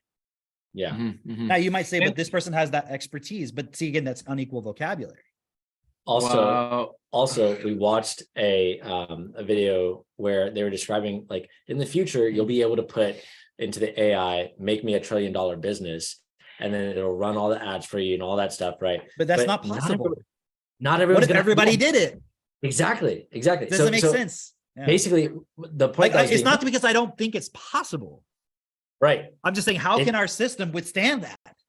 Right. Yes. Also, it's only who's going to be given access to that. Okay. Only and the then person. Dude, in here's control. the point about that. Here's the point about that. Because you would say, well, maybe there's a point with the people where they're like, well, you can't stop the access, or But you can. It's already happening. Yes, but what I'm trying to say is, like, why, if there's a doubt of, like, why would you want to prevent everyone having access? Like, imagine you're at the level of the elite who are in the technology elite, who already have known about this. Like, they're in the weeds already. You know what I mean? They already know it's coming when it's released. They're well aware of it. You know what I mean? Right. It's like you don't know about the next Windows coming out until right before it comes out.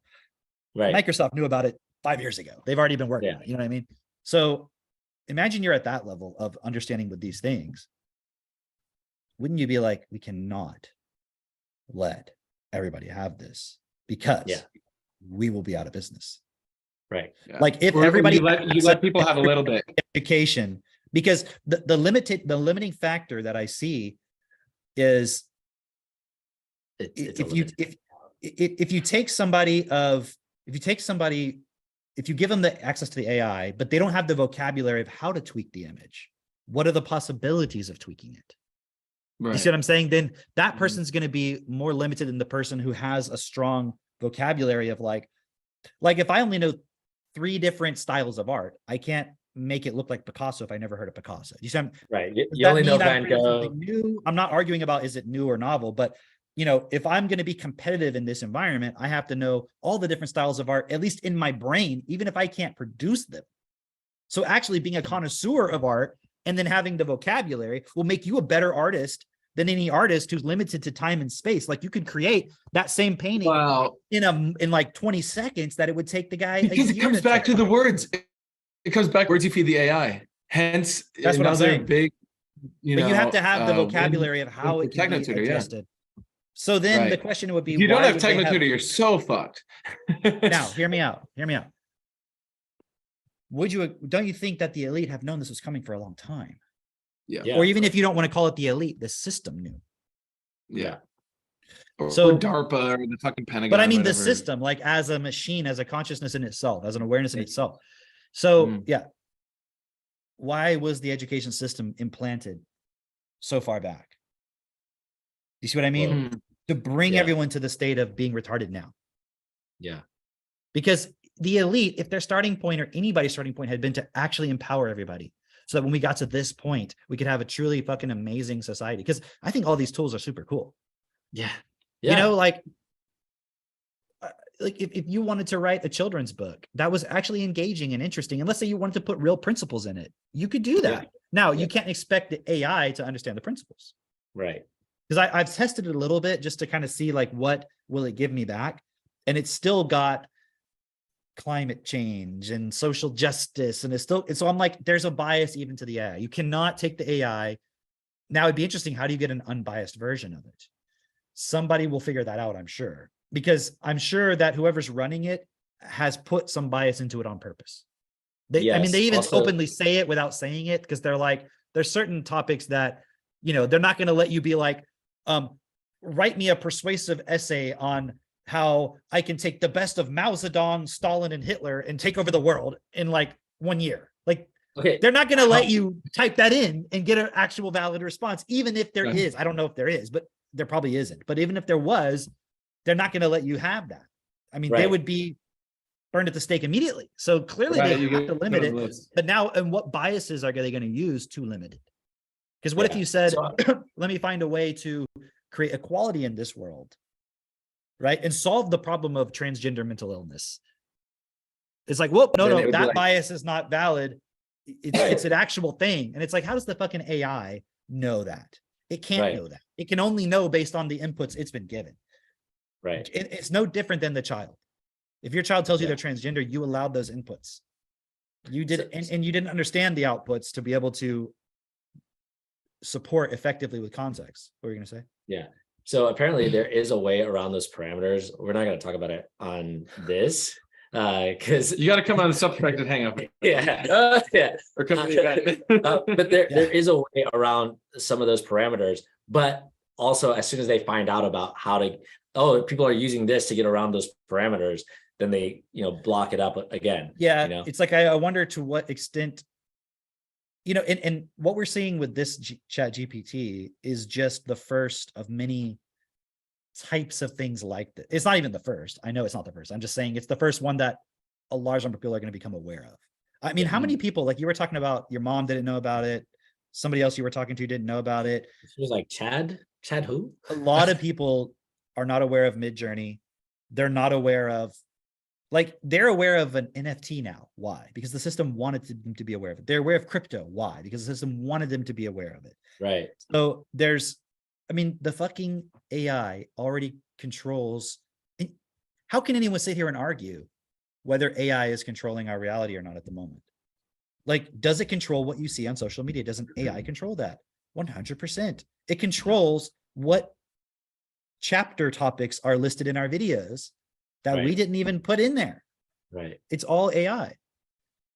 Yeah. So the idea, so my point is that this is just one of many versions of this type of thing. What happens when there's a version that you can exploit to figure out what computer viruses to create? How is that controlled? And I think that's part of the problem of what someone like Elon Musk has said about the dangers of all of this.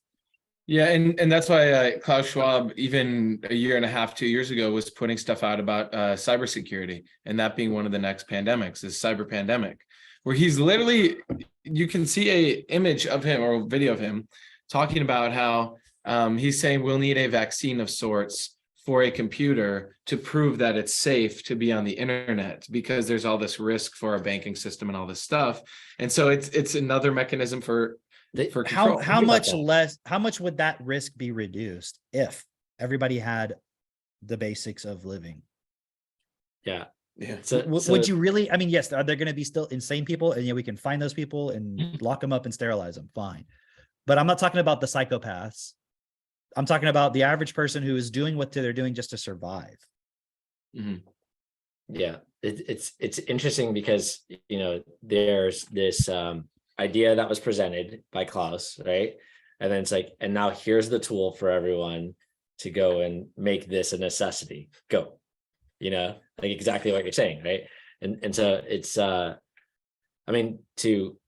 us, it's pretty obvious, right? It's pretty obvious what's happening. It's pretty obvious what the problem is and what the solution is as well. The solution is not what you're being told in the media. The solution is really obviously okay, we all need to be extremely educated.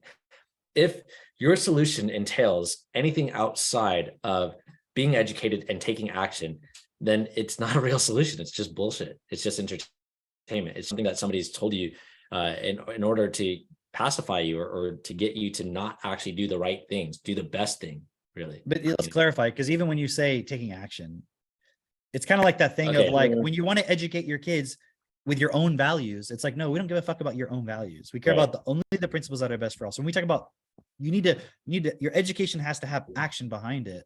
Be specific. Yeah. What does that mean? Yeah. Okay. So clearly, if you're educated and you do the opposite of if you do just what you feel like doing, then you're not effectively educated. When we're talking about education here, everyone should be aware that we're talking about the education of doing what is best for all, of considering all life, including people, animal, plants, non-living things, or what we deem as non-living things, right? Including the environment, everything, because like you said, the sun allows us to live. We have so many resources that we mine out of the earth, but just because they're not living, that means we can abuse them. That doesn't make sense. Right? And people get all wrapped up around should you be vegan? Should you not be vegan? Meat, animals abuse, all this stuff. But the problem is if you abstain, it doesn't change anything. Right. And I'm not saying that that's a reason for you to continue doing it. If you have a preference of like, hey, I see meat doesn't make sense, I'm not going to eat meat, that's fine. But I'm just using this as an example. It's kind of like, I'm not going to use bottled water because it pollutes the planet. It's like, yeah, but they're still going to produce millions of bottles of water every week or whatever. Yeah. Mhm. So it's not to say like you can't abstain from doing it. But what I'm saying is thinking that it's just getting everyone to abstain is the solution. It'll never happen because So the it's- nature of the money system doesn't change. So it's about getting everybody the tools to re-educate themselves and then having that 1%, that new 1% that changes the points in the system that allows everyone to start addressing these points within themselves. Like imagine if simply getting a new 1% in the system and having enough children educated through using TechnoTutor at home, that would then start the chain reaction. Of course, it will be directed. It's not going to just happen on its own, but it starts the process of getting to the point where you can address environmental problems. Should we be mass murdering animals on a daily basis just for the survival of, people? Is there another way to do it? Can things be done in a different way? So a lot of the problems that people want to address, they're going to argue with us of like, well, you shouldn't eat meat. And it's like, eat meat or not eat meat, it doesn't matter because it's not going to change the system. And it's like, when let's say someone challenges you and it's like, well, you lack integrity or something like that. And it's like, no one has fucking integrity because you have to use a system of money that's totally fucking based on lack and poverty. So don't get bogged down in trying to become this moralistic sort of, it's like, figure out, see where you're actually at in the context of the system. Okay. It's like somebody saying, well, I'm not going to use, I think cell phones, are really bad. So I'm not going to use a cell phone. I'm not going to use email. I'm not going to use the internet. Then you're fucking isolated in this system. You're not going to reach anybody. So look at what you're doing as a generational point is what I'm saying. And so it's about seeing what makes sense to do now versus later. So when Drake says it's about considering all life and you're like, what are you going to like, give rocks the right to vote? Like, what are you talking? It's like, you can't even yet understand what does it mean to treat a rock as equal to you. Because obviously it doesn't mean they get a driver's license and you know what I mean? Like clearly that would be retarded, but you can't even start to look at what does it mean to treat all of life in every form as equal, because we are so tainted by the money system. It has infected every part of us, our imagination, our goals, desires, everything, to just be consumers and only focus on ourselves as the height of evolution and as the end all be all, and everything is placed as a value hierarchy with us at the top instead of the reverse. Yeah. Because like I was listening to one of Bernard's video audios the other day. I just have him on my phone. I don't remember which one it was, but he was making this point about the human was supposed to be the slave of all the lower life forms because actually they're more intelligent. And he said, because it's not because we're more intelligent, it's because we actually know less. Right. And that's hard for people to wrap their mind around. I know less than a rock. What is that supposed to mean? Of course I know more. I have a job and I do this. And it's like, and it doesn't mean we should go back to banging rocks. That's not what I'm saying. It's like, look at where all of our knowledge has gotten us. Mm-hmm. Has it led to the actual real betterment of most beings that exist? No. All of our human achievements haven't. It hasn't even done that for most human beings. No. And I see these people like Jordan Peterson's who are like, but capitalism has brought us to a more, has reduced more poverty than anyone, in the world. And it's like, okay, because you can go to Walmart and buy a candle for $2. Right. That's what you're thinking. Like, the average African can have 5 candles in his house. That would have been the amount a king would have had in the 1700s. They would have, it's like, so that equals there's no poverty. Right. But did you even, does that mean we should all go and live back like we were then. No, that's not what I'm saying. Like the technology is super cool. It's just, it is not the starting point of us as human beings is what's fucked. It's not, I'm not blaming the technology. I'm not saying, hey, there isn't a lot more technology than there was. But the problem is that it's all not sustainable. Like, I was listening to some Owen Benjamin the other day, and he was making this point about the candle thing, right? Or just anything like, you know, what does it take to, okay, like for example, we have a dairy cow, right? And most mornings, Katie will go out and she'll milk the dairy cow, and then we have milk for pretty much as much milk as we want all the time for anything we want, butter, cheese, yogurt. Like she makes her own yogurt. It's actually really good. And it's like, when I don't finish my milk, and it's just a point to be aware. It's not like a guilt point. It's just when I don't finish all my milk, I might have some left in my cup, right? And then what I'll do is, like, you know, we have a bucket where we put like food scraps into that we give to our pigs, right? So I'm turning milk into bacon. Kind of interesting. But when I have some left over, yeah, I'm an alchemist. When I have some left over, I'll go dump it in that bucket, right? And it's like, even that little drop that I dumped out, I'm like, that was one squeeze of her hand on the cow's udder or whatever. Right? Because I've done the milking a few times of like, and like she has it down, she knows how to do it now. But like when I'd go out there, because I wouldn't do it enough, I would only do it on some day where she couldn't do it or something. I'm not like trying to be the 50-50, you know, we got to do 50-50 of everything, right? No, she's like the full responsibility for the cow. What I usually do is give them the hay. I put the hay out for them, or I do this, or I lock them up at night and give them food at night or whatever. Right. But it's like every drop of milk that I drink, or I don't know how much exactly, is like her hand had to squeeze that out. Right. Yeah. And you can buy a machine that does it, but then you get mold in the machine. You have to clean them out. You have to bleach it. And she's like, yeah, I'd rather just do it by hand. Right. And we're just trying to do it for our family. Right. Yeah.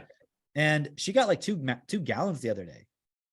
Within like, it didn't even seem like she was gone outside that long. Cause usually I'll be in there with the kids, especially specifically Caius. You know, when he's older, I won't even have to do that. But now I'm kind of like the babysitter, right? When it's time for her to milk the cows, right? Sure. She wasn't gone that long, and she got 2 gallons, which normally she gets like a gallon, maybe a little bit more, maybe a little bit less of a gallon, right? And it's all those abundance affirmations you've been doing, Cameron. Yeah. So, but the point is, so physical labor produces that milk, and obviously there's the physical labor of the cow. Like we're feeding the cow's eating it, it's converting the grass and the hay and everything into that, right? So that aside, no one ever considers that, right? They're like, anyways, so now you want to take that milk and you want to turn it into butter. There's more labor that goes into it, right? So when you look at a couple sticks of butter that she made, all the labor that went into that, and you could just go buy a thing of butter for $8. Yeah. Which is like, you know, a whole bunch of butter for $8, like 4 sticks of butter, which would have been the amount of, I mean, I don't know actually how much milk and physical stuff goes into those 4 sticks of butter. If we were doing it ourselves, I just know it's a bunch of milk. Yeah. It's definitely not $8 an hour. Yes. It's probably an hour. It's probably $8 an hour is what I'm trying to say, if you were to just buy the butter. So now you got that 4 sticks of butter that you bought for $8, but the person working in the Walmart where you bought it is being paid $8 an hour to do this with the butter that everyone's buying. Just mathematically, it doesn't work out to me. Like just in a common sense way, it doesn't work out. And people say, well, of course it works out. I mean, look, everything functions. And I'm like, then why do we keep having to print more money and like fucking give handouts to, and like give bailouts to like car companies and this and subsidies to Tesla? And, you know, like, is it really working out, or is it just the debt is just growing? It's the same lazy thinking. Growing and growing and growing. And there are people who never squeeze an udder in their entire life, but probably make billions by owning a dairy company that they don't even know they own. Yeah. You know what I mean? Like they have it in their portfolio because they are the fucking major shareholder of BlackRock, or I don't know, I'm just making something up. But the point is they make billions of dollars off of never doing any physical labor. It's because not because they're smart. It's simply because they understand how to play that particular game in the system. Yeah. How is it any smarter than the person who figures out how to milk the cows, how to get that into the things, how to package it, how to send it to the store, how to sell it, how to put it in there? How is it any smarter than that? It's not. It's just a difference of vocabulary, because that game is actually not that hard. Yeah. But you and I both know if somebody was like, oh, well, I want to make billions selling raw milk, the person over here would be like, you're not allowed to do that. And they wouldn't just apply their knowledge of business, would they? No. They would apply their connections, their favors, their whatever. Yeah. And they would play a really nasty game to stop this person. So it's not a, oh, these people are just so smart. It's no, they are all connected and they have the same starting point of control. And the problem with the average person, I don't mean it as a problem like they need to change it to this. It's just they don't want that control. So okay, there's this really interesting point within this. There's a diminishment of labor, right? Or the value of labor, right? And I know you've seen this before, Mitch, and maybe you've seen this as well.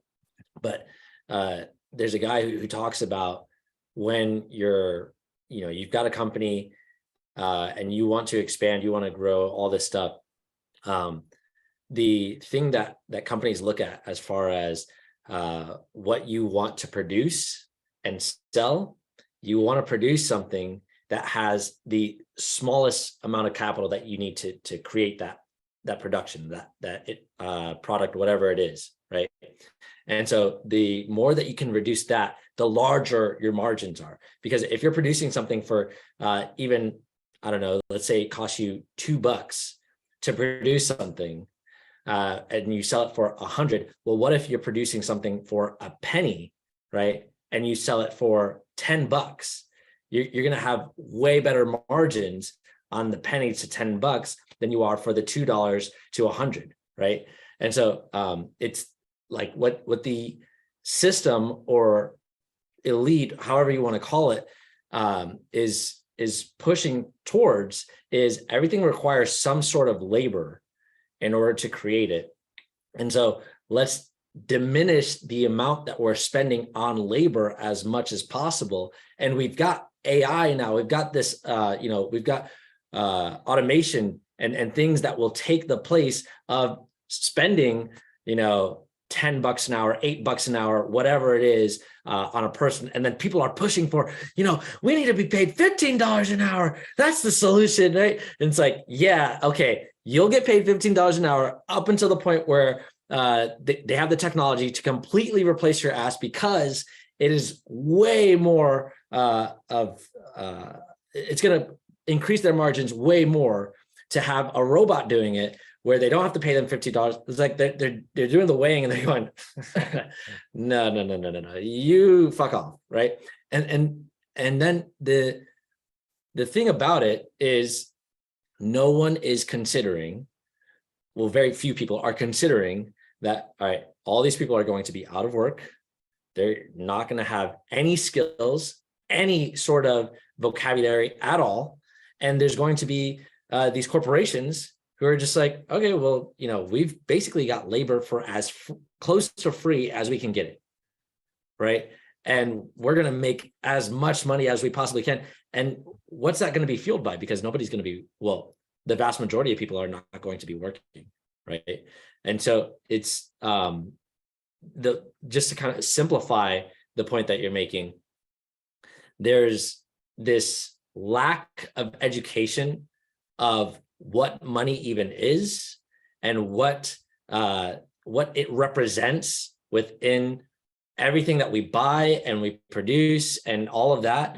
And that lack of education is going to lead to a society, and it is leading to a society where people are basically just going to be like sitting here going, okay, well, now what? I don't have a job. I don't know what to do. And I can't buy anything unless somebody tells me that I can buy something because they give me the money. And it's this, if we were to strip all that away, not as in we don't have money anymore, but rather to strip away the system and the artificial intelligence of your own mind of how you understand the system, then you would be able to clearly see like this society or the way that we can actually function together operates based on us having obviously the education and the vocabulary, but also realizing that we are all equal and treating each other as equal. And then it would just come from, you don't have to survive. People are the point I'm making. I thought I was going to simplify it, but I didn't.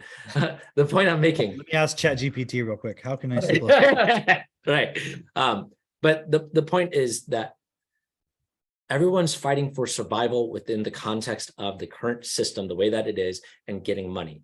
But they don't realize that they are the producers of money, that the value that you create, the work that you do. But we've all been, like you were saying earlier, influenced into taking a job where you're not actually producing any real value and somehow still getting paid, and using the things that do require real labor and value to create. If we were to take that understanding as a society and do things that actually support life within our community, within each other, instead of playing these stupid mind games, we would have a much better world. But that can only happen if you're able to see that and perceive that and understand that, which the vast majority of people right now cannot.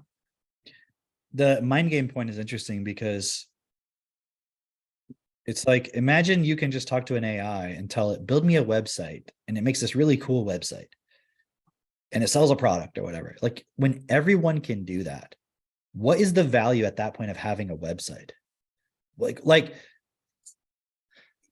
Like, don't you, okay, people go, oh, I trust, like, what's a major brand? Kellogg's.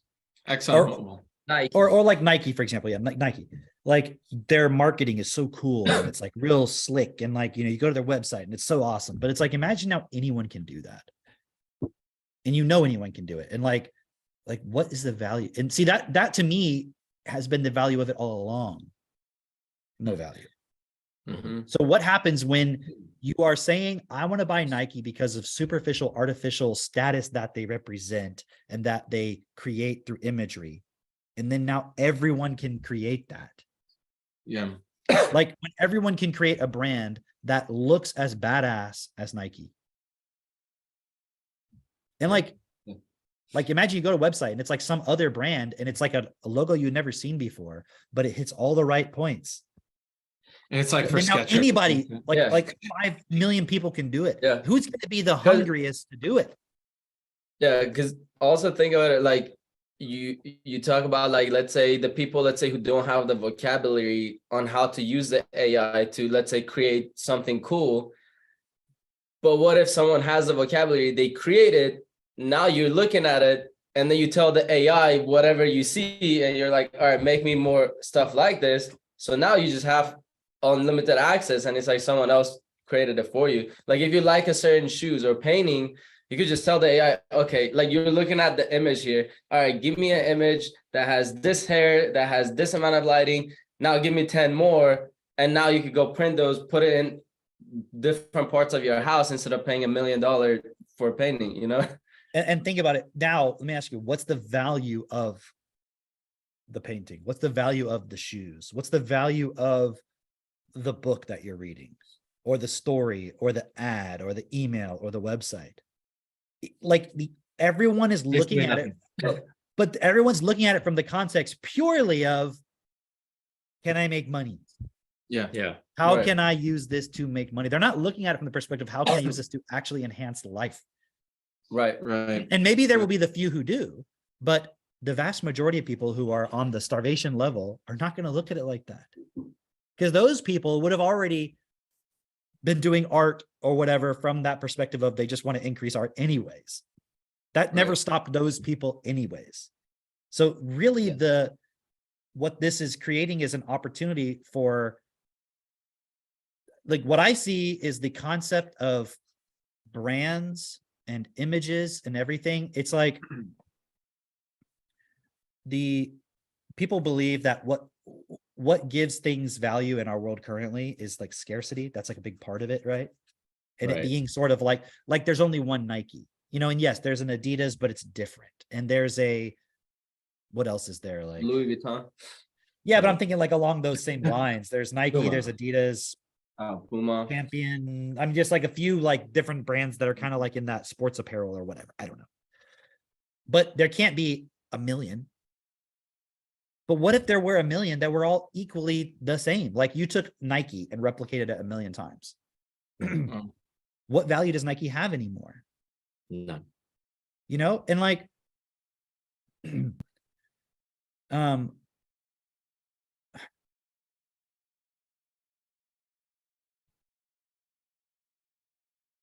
the problem that I see with all of this is that I don't know how to say they, it's like someone is going to have to limit everyone's access to it in some way. And perhaps it's already been done. And they don't have to limit the access per se. They just limit everyone's vocabulary. Because like, if I can see potentially, like, okay, what I'm trying to say is the idea of something being a brand image and that's why it makes money, that has to be dead now. Maybe it's not dead yet today, but it's got to be coming. Do you see what I'm saying? Because if there's enough people that have the tools to figure out what brands, okay, why was Edward Bernays so powerful back in his day? For those who have seen Century of Self, he had the vocabulary and he was connected, and his right. starting point was what I meant was like, what was the application? The PR. So it's basically manipulating people, based on right. Hey, you want these values, don't you? Yeah, we'll buy this product. So like, remember the whole story about cigarettes and how like they gave them to women as like freedom sticks and all this stuff, and it was a part of the women's liberation thing. But what if he had gone to the other? What if he had gone to the other side and found an equally effective point to cancel it out? Yeah. Does that make sense? What I'm saying? Like, what remember the story about Betty Crocker and how they said, "Oh, just add an egg and that'll get people to do it," right? Right. Yeah. So who was their competitor? You know, like imagine you have a competitor. So there's like Pepsi versus Coke, right? And what if the person who created the branding for Pepsi for Coke went to Pepsi and gave them an exactly equally effective marketing? Yeah. And then they went to 5,000 different other companies of the same product and gave them exactly the same effective marketing. It's a different form, but it'll be because you see what I'm trying to say? So imagine everybody has Edward Bernays in their fucking pocket. Right. That's what I'm trying to say. Yeah. Yeah. Now, what's the value of an advertisement now? Right. Even to a company like Exxon or Coke or Nike. Because how do you compete now? Because everybody can do the marketing the same as you. You still have to control. The only thing I can think of in my mind of why Nike would still have some competitive advantages because they would get the athletes, and this random kid in India who has access to some AI systems doesn't have that. Yeah. But the moment that somebody creates the brand that is effective, the athletes are going to go there anyways. Right. And in the future, that kid in India, they'll just see him as Phil Knight. But what happens when it's so diluted that there's no clear point of where to go? Yeah. Like, how does it? An athlete knows if Nike gives you $1 million, you take it or whatever, right? And if some random ass person comes up to you, like some brand you never heard of, and says, "I'll give you $1 million to represent it," they'd be like, "No." But what if it's not clear to you which brand is the one that I should be associated with? Like suddenly it becomes really difficult for the brands now to get the endorsement points. I'm just seeing how it's going to break down the next level of if it's available to everybody, the companies that exist currently are going to lose competitive advantages. Instead of people are always talking about the jobs people are going to lose. But I'm looking at it from the perspective of the companies that exist are going to lose competitive advantage, because if you can say to an AI to write you an ad and you're using the same fucking AI as Nike's using, how is Nike going to compete with you? The only difference is they have more resources, potentially. But if you start looking at how you could have an AI tell you how to create the resources to run the ads and so forth, it's just, there's going to be a point where the only way to move forward is for those who are already at the top to control more and more and more and more and more. And we're already seeing that happen. Right. So I'm saying this because I want to dispel within people the point of, oh, this is going to free everybody. That's only under the assumption that the elite don't create a digital currency that says you can't spend money on an ad this week. You've already used your carbon credits. Because it costs so much to run the server to run your ad. And if you run 10,000 ads, that's this much carbon. And you as an individual don't have access to that much carbon. But over here, someone like Nike's like, oh, we can buy all those carbon credits. And then the people just give the carbon credits for their basic money anyways. Yeah. It's like, imagine when you start trading basic income for carbon credits. Yeah. So people are not even thinking through. They're like, oh, it's going to democratize everything. And I'm like, no, it's only going to lead to more control because it's a false freedom. Yeah. It's like almost like, I don't want to say too late, like it can't be changed. I want to say it's like too late in the game. Like if everybody had been given these tools back in the 1920s, do you know what I mean? Yeah. It would have been different. Yeah. But you know, that point we were talking about earlier about the schooling and all that. I was looking at this point about people sending their kids to, what was the point? It was like people sending their kids to school is a total abdication of their responsibility to their children. It's the same way people are abdicating their responsibility to corporations, to governments, to freedom, to all those other points. And then everyone wants to look at something like an AI to come and save you. But that's not going to happen because how does everybody effectively use the AI and understand? Like, you can't allow it to be wild, wild west. You Can't allow it. Everybody, like, imagine if everybody today could just build $1 billion company. There's not enough room in the economy for that. If everybody could create a Netflix platform, well, then if everybody has a Netflix platform, and let's just say, hey, I created one, guys, don't watch Netflix, watch mine. So you guys start watching mine and don't pay for your Netflix because you can't pay for all 10,000. Well, then where does Netflix get the money to create new shows? Right. It only works if there's one. So then what you're thinking, the AI is going to tell us, well, okay, there can only be one Netflix, but there's got to be some other thing we can all do and some other thing and some other thing. But at a certain point, the money you have in your bank account, if you piecemeal it, okay, I got my Netflix, I got my Petflix and my Chetflix and my Xflix and like all your different Flixes and all your different, every little tiny different type of system that you are in. Like imagine if every single person in the world had their own Netflix level thing. How is that going to work? It wouldn't. Like, is every 9 billion people in this world going to be subscribed to all other 9 billion people's platforms? No. So how is it that you have these tools, these AI tools are going to create it so everybody is rich and free? They can't. It's just not logically possible under our current system. Now imagine if your starting point wasn't about fucking getting rich.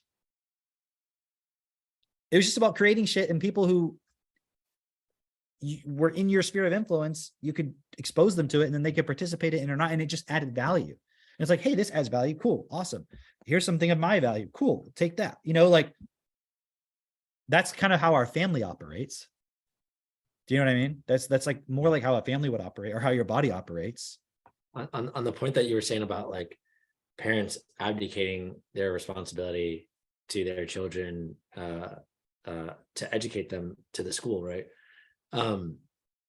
It made me think of like there's all these parents that are having kids that are abdicating their responsibility to develop their own children. They're abdicating that responsibility and giving it to someone else. And then those kids grow up. And here's the point that I want to put in before that. It's like your purpose as a parent is to develop this human being. As a parent, right? It's to develop this human being to be the most effective possible, right? And yet it's at a certain point, most parents will abdicate that responsibility entirely to something outside of them. And so they never develop this child to be a master.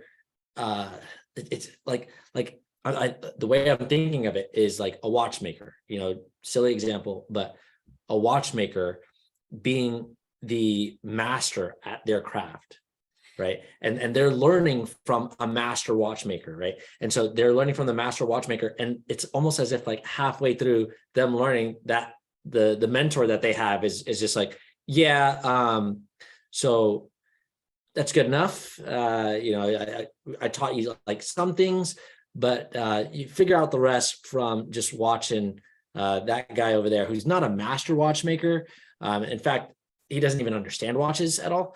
But he gets paid to just sit with you. So go learn from him. And then you're like, okay. And then you never can become the master at that craft to then teach somebody else. But yet they encourage you, hey, you're a master watchmaker now. And so now, you need to start teaching somebody else how to be a master watchmaker. That's the same thing with parents. It's like your whole job as a parent is to develop this person to be as effective as they could possibly be, and recognizing that has an impact in the entire world, right? That has an influence in the entire society that we live in today. And yet everyone gets to just like, oh, I had a baby, and I'm not going to do any of those things that I'm supposed to do because I was never taught how to do that, and I don't really understand it. And so somebody else can do it.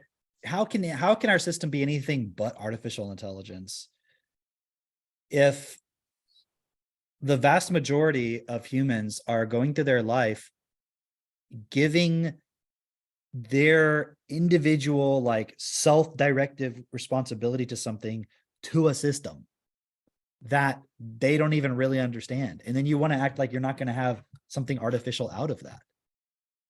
Imagine if everybody was really fully like looking at everything in which they participate and making the best decision about it, whether you end up automating something or not, but you actually consider it and think it through and look at what's the best and understand that it's the best. And then you implement that.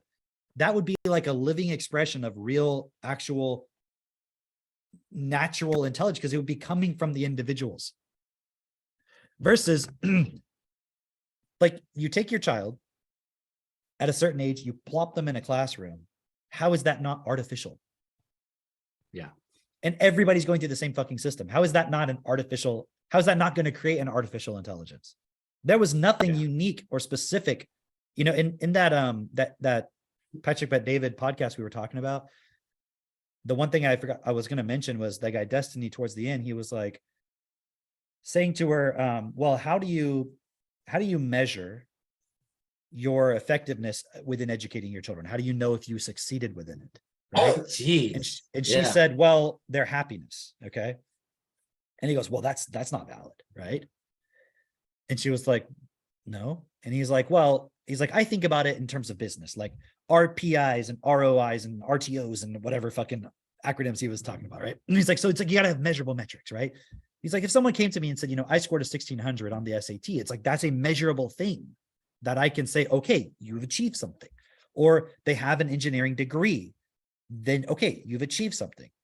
So, and she was saying to him, with obviously the happiness point is, the problem is, how do you define that? And I get that it's not a valid response from his perspective, but she was just putting back to him like, you're only looking at anything measurable in the context of school. That's it. Yeah. So if you're going to say, how do I measure the effectiveness of education? And it has to be something measurable based on that. How do you, but you're not participating in that. Then why, how is that valid? And he brought up this other point of like, he was like, what are the cons of homeschooling or home education? Right. And she wouldn't give a con. Right. And they said, well, one con I can see is, let's say, okay, here's an example. Like you're a writer, a professional writer. Your child wants to be an engineer. Okay. but you don't know anything about engineering. So how are you going to support them to do that? Right. And his point was kind of that in the school system, you know, you're going to get support from people outside of just what the parent is an expert at, which I can see how people could see that makes sense, but it's like, at what point would you get that support in school? Yeah. Like not until you're 19, Yeah. 20. Yeah. And again, it's kind of like the, how do I socialize my kid? Especially today, because let's not even talk about the past, because you can't talk about the past because school was just like the fact. Right. So it couldn't have happened in the past. Right. But now you want your child to be exposed to engineering from a young age. And you have a few hours a day to support them. Like my kids are already getting exposed to all that. Yeah. My son, Max, already thinks of himself as an engineer and as a mathematician. Yeah. And he doesn't go to school. logician. And he doesn't go to school because I'm not an expert mathematician. I'm not an expert logician. I'm not an expert engineer, but it's really easy to go on YouTube and look up stuff and then kind of look through it and say, where is the bias here? Right. Is there bias or not? And choose multiple points and get engineering books and things like that. And also to look, and it's like, if I can't, as a parent, work out, well, what goes into an engineer? Because Max doesn't need to study engineering today. He needs to study math, basic math, basic logic, things like that. So that's what I did. I looked at what are the basic points that you would need before that point, because do I need to teach him engineering? No. Does an engineering teacher need to teach him engineering? Where did the engineering teacher learn? From a book. A system. Yeah. From a book. And like, I mean, I went to an engineering school. We read books. They gave us exercises. It didn't matter if the teacher knew. And in fact, when you start looking at school, the schools are more and more implementing just give the kids YouTube videos, and the teachers don't even know the stuff. So even the points that I'm saying, someone could argue with it, but I'm saying that's what they're doing in school anyways. To that point, the teachers don't even know what they're teaching at all. I've seen students where they'll turn in some work and the teacher will mark it as incorrect, right? And I'll look at it and I'm like, no, this is actually correct, right? Like it's like estimate. I had a student, so hilarious. I had a student and it said this person has a string that's like 62.1 centimeters long, and we want to divide it into 3 parts. Estimate how long each part would have to be. And the student put 21, right? And then the teacher marked it wrong. And I was like, what? Because 21 times 3 is 63, right? And it's 62 point something. It was basically 63. I was like, listen, if I hired you to do this job for me, and I just wanted you to estimate, that would be pretty damn close, right? If you gave me 3 strings that were 21 inches long, that would be pretty damn close, right? You said estimate. You didn't say it had to be exact. You just had to be exactly over, under. You just said estimate. Right. Exactly. And what was they expecting the answer to be? So essentially, the parent was telling me, yeah, the teacher does that actually. They just go by what's the answer in the book. They're not actually considering what the correct answer is. So if the student writes, and I've seen this as well, if the student writes instead of 3 1/4, they write 3.25, it's wrong. Oh yeah. Right. And it's just like, holy shit. The teacher can process. The teacher has no idea what they're actually teaching. They're only going based off of or whether they do or don't. Regardless, they're just going off of what the answer is. They're not applying, even if they do know that point, right? Because their job is just to grade the tests, right? So when are parents going to wake up to that? The teacher's not there to teach you something. They're there to administer a system. Why can't that system be done at home? So then they got to the other con, okay? Because from my perspective, so he also brought up the point of, well, what if the child is like special needs? Okay. Have you ever been to a special needs department of a school? Oof. Yeah. It's the worst fucking one. And is there ever a positive outcome? No, You ever have the special needs kid suddenly is educated? no, but I No, have they had just families with stay techno retarded. tutor. I've Right, had but I'm families saying, with techno tutor have it. It's amazing. and and I've gone to those homes where I've talked to the parent and they had the special needs kid and they're like, well, they can't learn. And they're frustrated because in this particular case, I can remember they had took the kid out of the special needs and just put him straight into an 8th grade class because it was their age. And they had to like remove the special needs program because of some law that was passed in that county or whatever. And the mother was just crying. She's like, she cannot keep up with it. I put her on techno tutor and the kid like learns a word. And she's like, but they said she can't learn. I'm like, think about that. You put your kid in special need, and the starting point is they're retarded. Or I know I'm exaggerating the word. I'm not using the right word because it depends on the case, but essentially retarded meaning they can't learn at the pace of everybody else or in the way of everybody else. So how do they cater to them? By just keeping them in a place where they're with a bunch of other kids who are not like them at all and have all kinds of other different needs. Why can't wouldn't the parent be the best person to educate that kid? Yeah. Because the parents, they know that the kid's just being abused in there. The parent knows the kid better. And then here comes, what's the final con? What's the final drawback to the homeschooling point or home educating? So you said socialization, you said special needs kids. Well, yeah. And then also the point of like, they're not going to get access to things outside of what the parent knows, which I guess is kind of the same thing as the special needs thing. It's like, I don't know how to support my child with their particular points. Right. Yeah. Yeah, then the it's final like- one is what about families who can't afford it, can't do it? Right. Yeah. Right. And that was the point really that I'm looking at, which is why can't you afford it? Because the parent probably went through school and doesn't But know how to make afford money. it, even if you were just Wait. looking at, we're not talking about techno-tutor. Let's just say you're just talking about just educating your kid at home. Yeah. Okay. Like, and you're not even aware of techno-tutor, but you're just thinking about schooling and you're assuming it could be done. It's the point that you were making before, as far as the labor that it takes to create a stick of butter is way more than just $8 an hour at Walmart for 4 sticks of butter. Right. Right. But the butter that you make at home is better than the butter that's been sitting on the shelf for a month or whatever.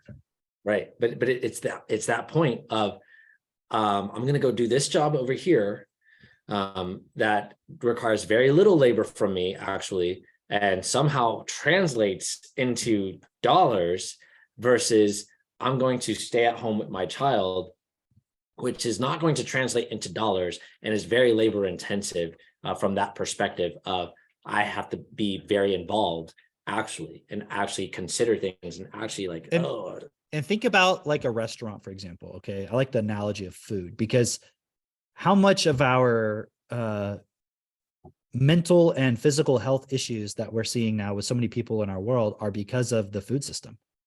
so many.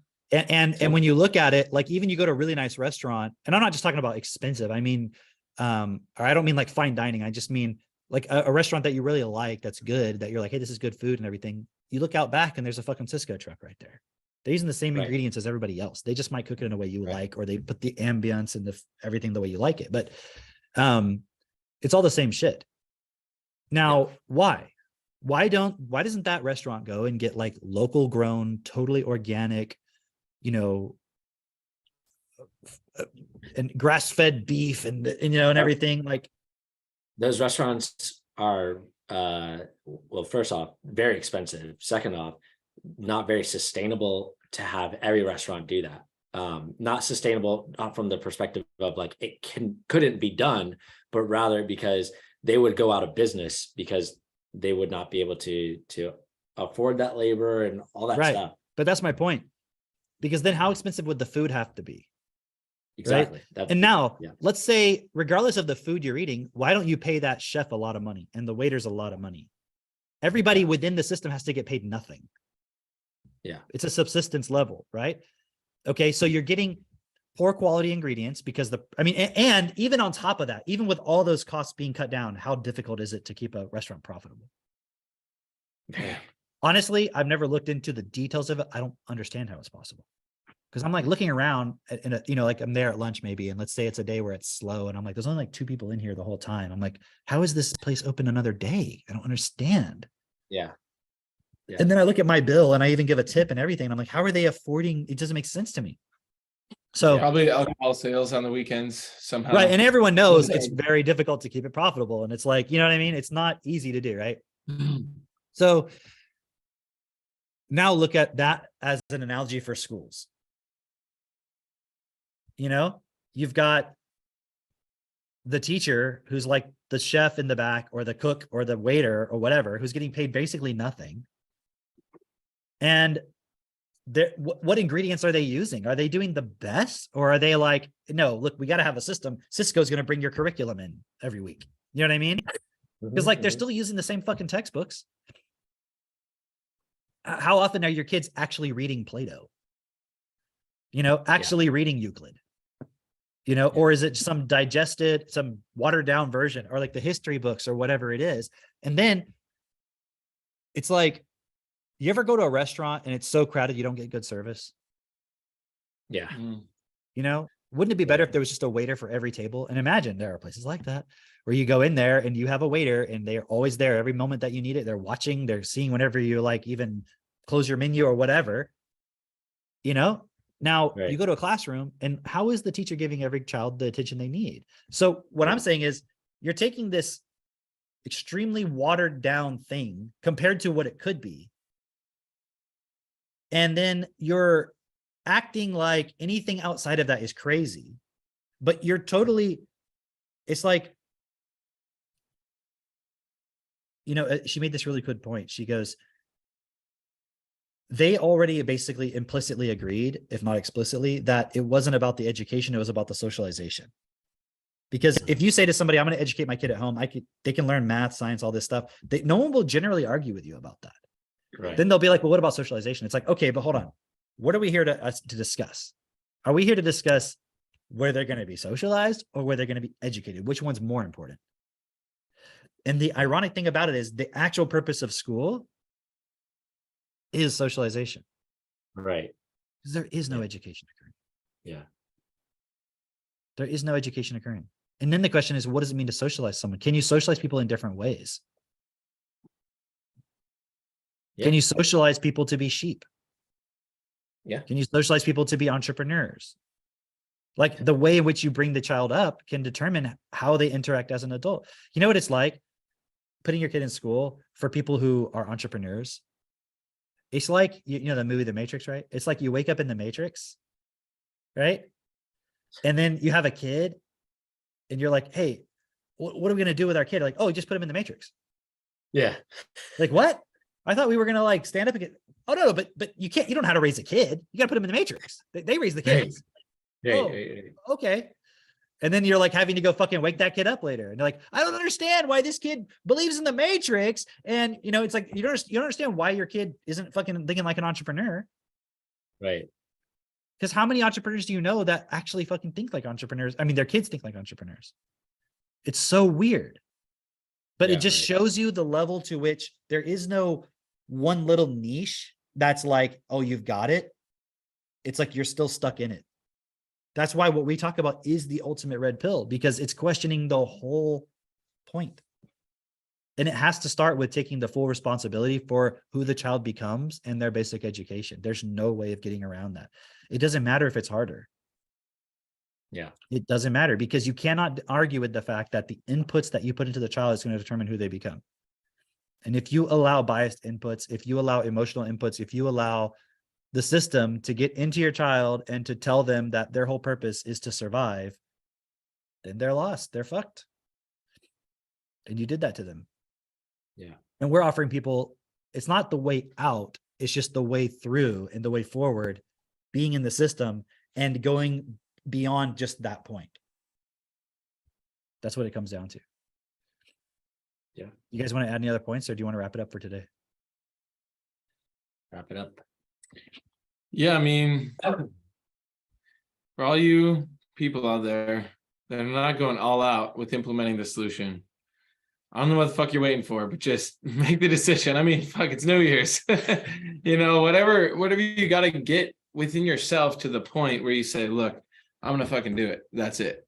And yeah, and for the ongoing support, the systematic points where you can keep plugged into this and socialize yourself in the best way, come on the Hangouts, find a local clubhouse, reach out to one of us, we're here to support you with that, and really start sharing this. Like, this is the time where, we have everything we need to now really have this spread to get the 1%. We know we're not going to get the average sheep out there.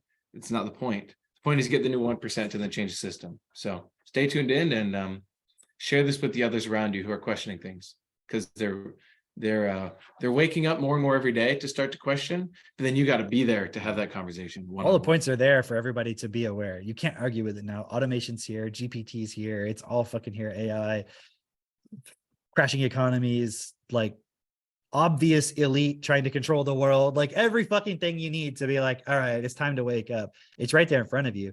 And your job then is to wake up the next person, to give them that red pill. But you have to prepare yourself to do that. It's not easy. Just like it wasn't easy for Neo to then realize how he can actually go and stand up within it. Just don't fall into the trap of like, oh, I'm this fucking super amazing being who's so great and it's all me and all this. It's like, no, it's not you. Just go wake up the next person to support them to do the process as well. That's the bottom line. Right? Yeah. And Yep. we'll see you next year. Oh shit, this year. Damn it. I should have said Later that last this year. year. Yeah.